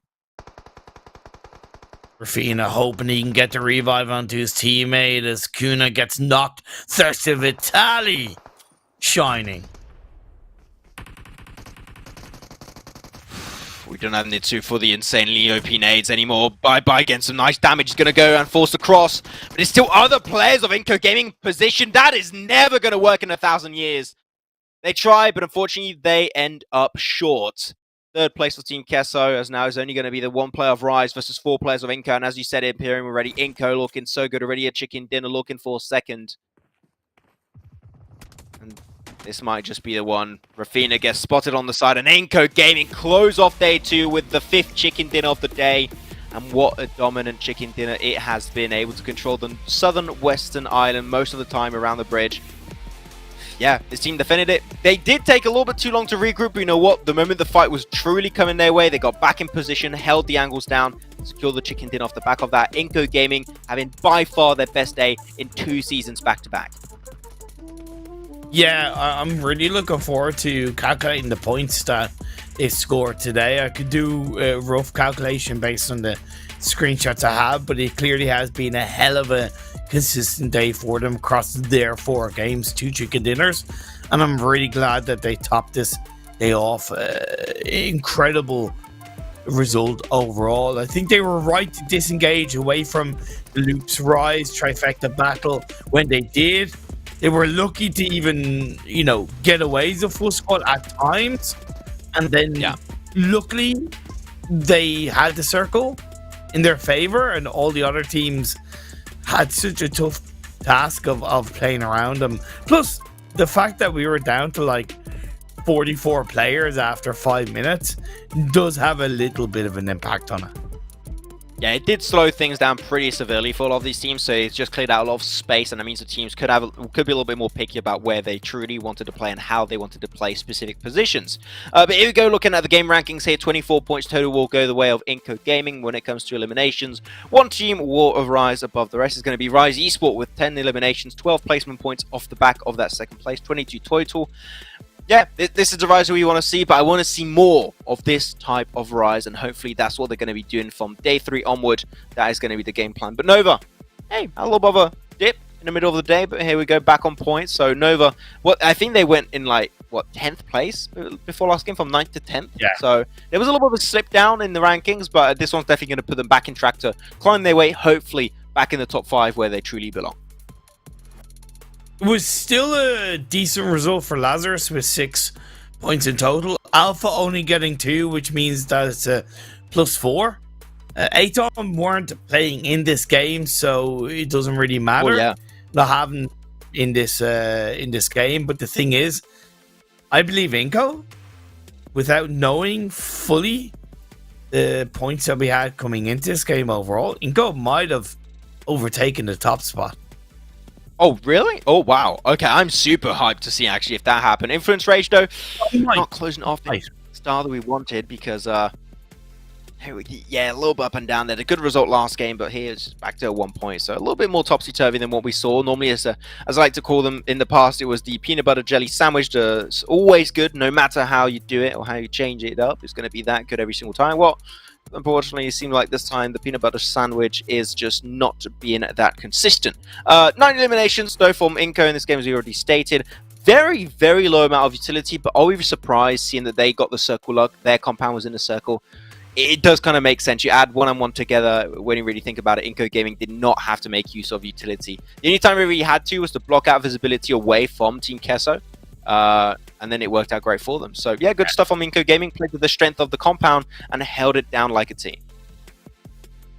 74 points INCO scored in their 4 games today. That's an average of 18.5 per game. That's a redonkulous average. I know it's only over 4 games, so when you take into account day 1 and what can be the case over the course of multiple days, but in terms of an individual game, that's a disgusting average. Fully deserved from noobs. From INCO, should I say. Yeah, we are going to be seeing Rafina again. By the way, going to be the MVP of this game, just like last time. That's a back-to-back MVP from Rafina. Always good to see for Rise. And 5 eliminations this time around, 631 damage to his name, 2 assists, and also 172 heals. So that means the amount of healing when he took fights most of the time, he won them pretty fast, pretty snappy, which you love to see from Rafina in particular. Do we have other players of Rise on the top stats? We do have Mufasa up there. It's the duo. I'm changing him as a duo. Mufasa, Rafina. If Mythic is not there with Senatexa, it is going to be Mufasa and Rafina, and you know what? They pop off given the circumstance, so always good to see. And Black Dragons, we're going to have Nicolas up there with some of the most damage, actually the most damage in this game with 712, so yeah, we've seen a little bit more, like some moments of greatness from Black Dragons. I have the impression. Nothing really noteworthy in terms of, like, the top positions in the rankings, but every once in a while, they have some plays that make you think that, hey, you never know. In another world, in another timeline, Black Dragons could be in first place. It just feels a little bit hot and cold from Black Dragons in a lot of ways, but even then, they're hot. Exactly. Their hottest performance isn't really that hot, and then their coldest is quite often very cold. But I do definitely understand where they're coming from as we look over towards the most healing. Only 322, the highest healing for a Sunhawk game? That's what I like to see. That's what I like to see. Yeah, and I think I do believe he did start to go for heal off strat. He had, like, I think it was 13 first aids, but he got spotted and he got taken out. Otherwise, he would be at like 1,000 or something. So he had the intention, but he got taken out. So no true heal strat happening at this time around. And now looking at the over rankings Imperium, you called it, you said it. And it did indeed come to fruition. INCO Gaming will indeed be overtaken first place away from Alpha 7 with 97 points so far. No big gap was created for INCO Gaming, but it's still a statement and a half that they're currently making. And unfortunately, it also does mean Imperium. There are no more NA teams in the top 3 as of right now, which does make me a little bit sad, but you know what? The SA teams are just that damn good. Yeah, it's still been a very good day for Lazarus. Also want to highlight Team QUESO. 13 points in the final game of the day. You had 14 points in their second last game, and then 9 points in the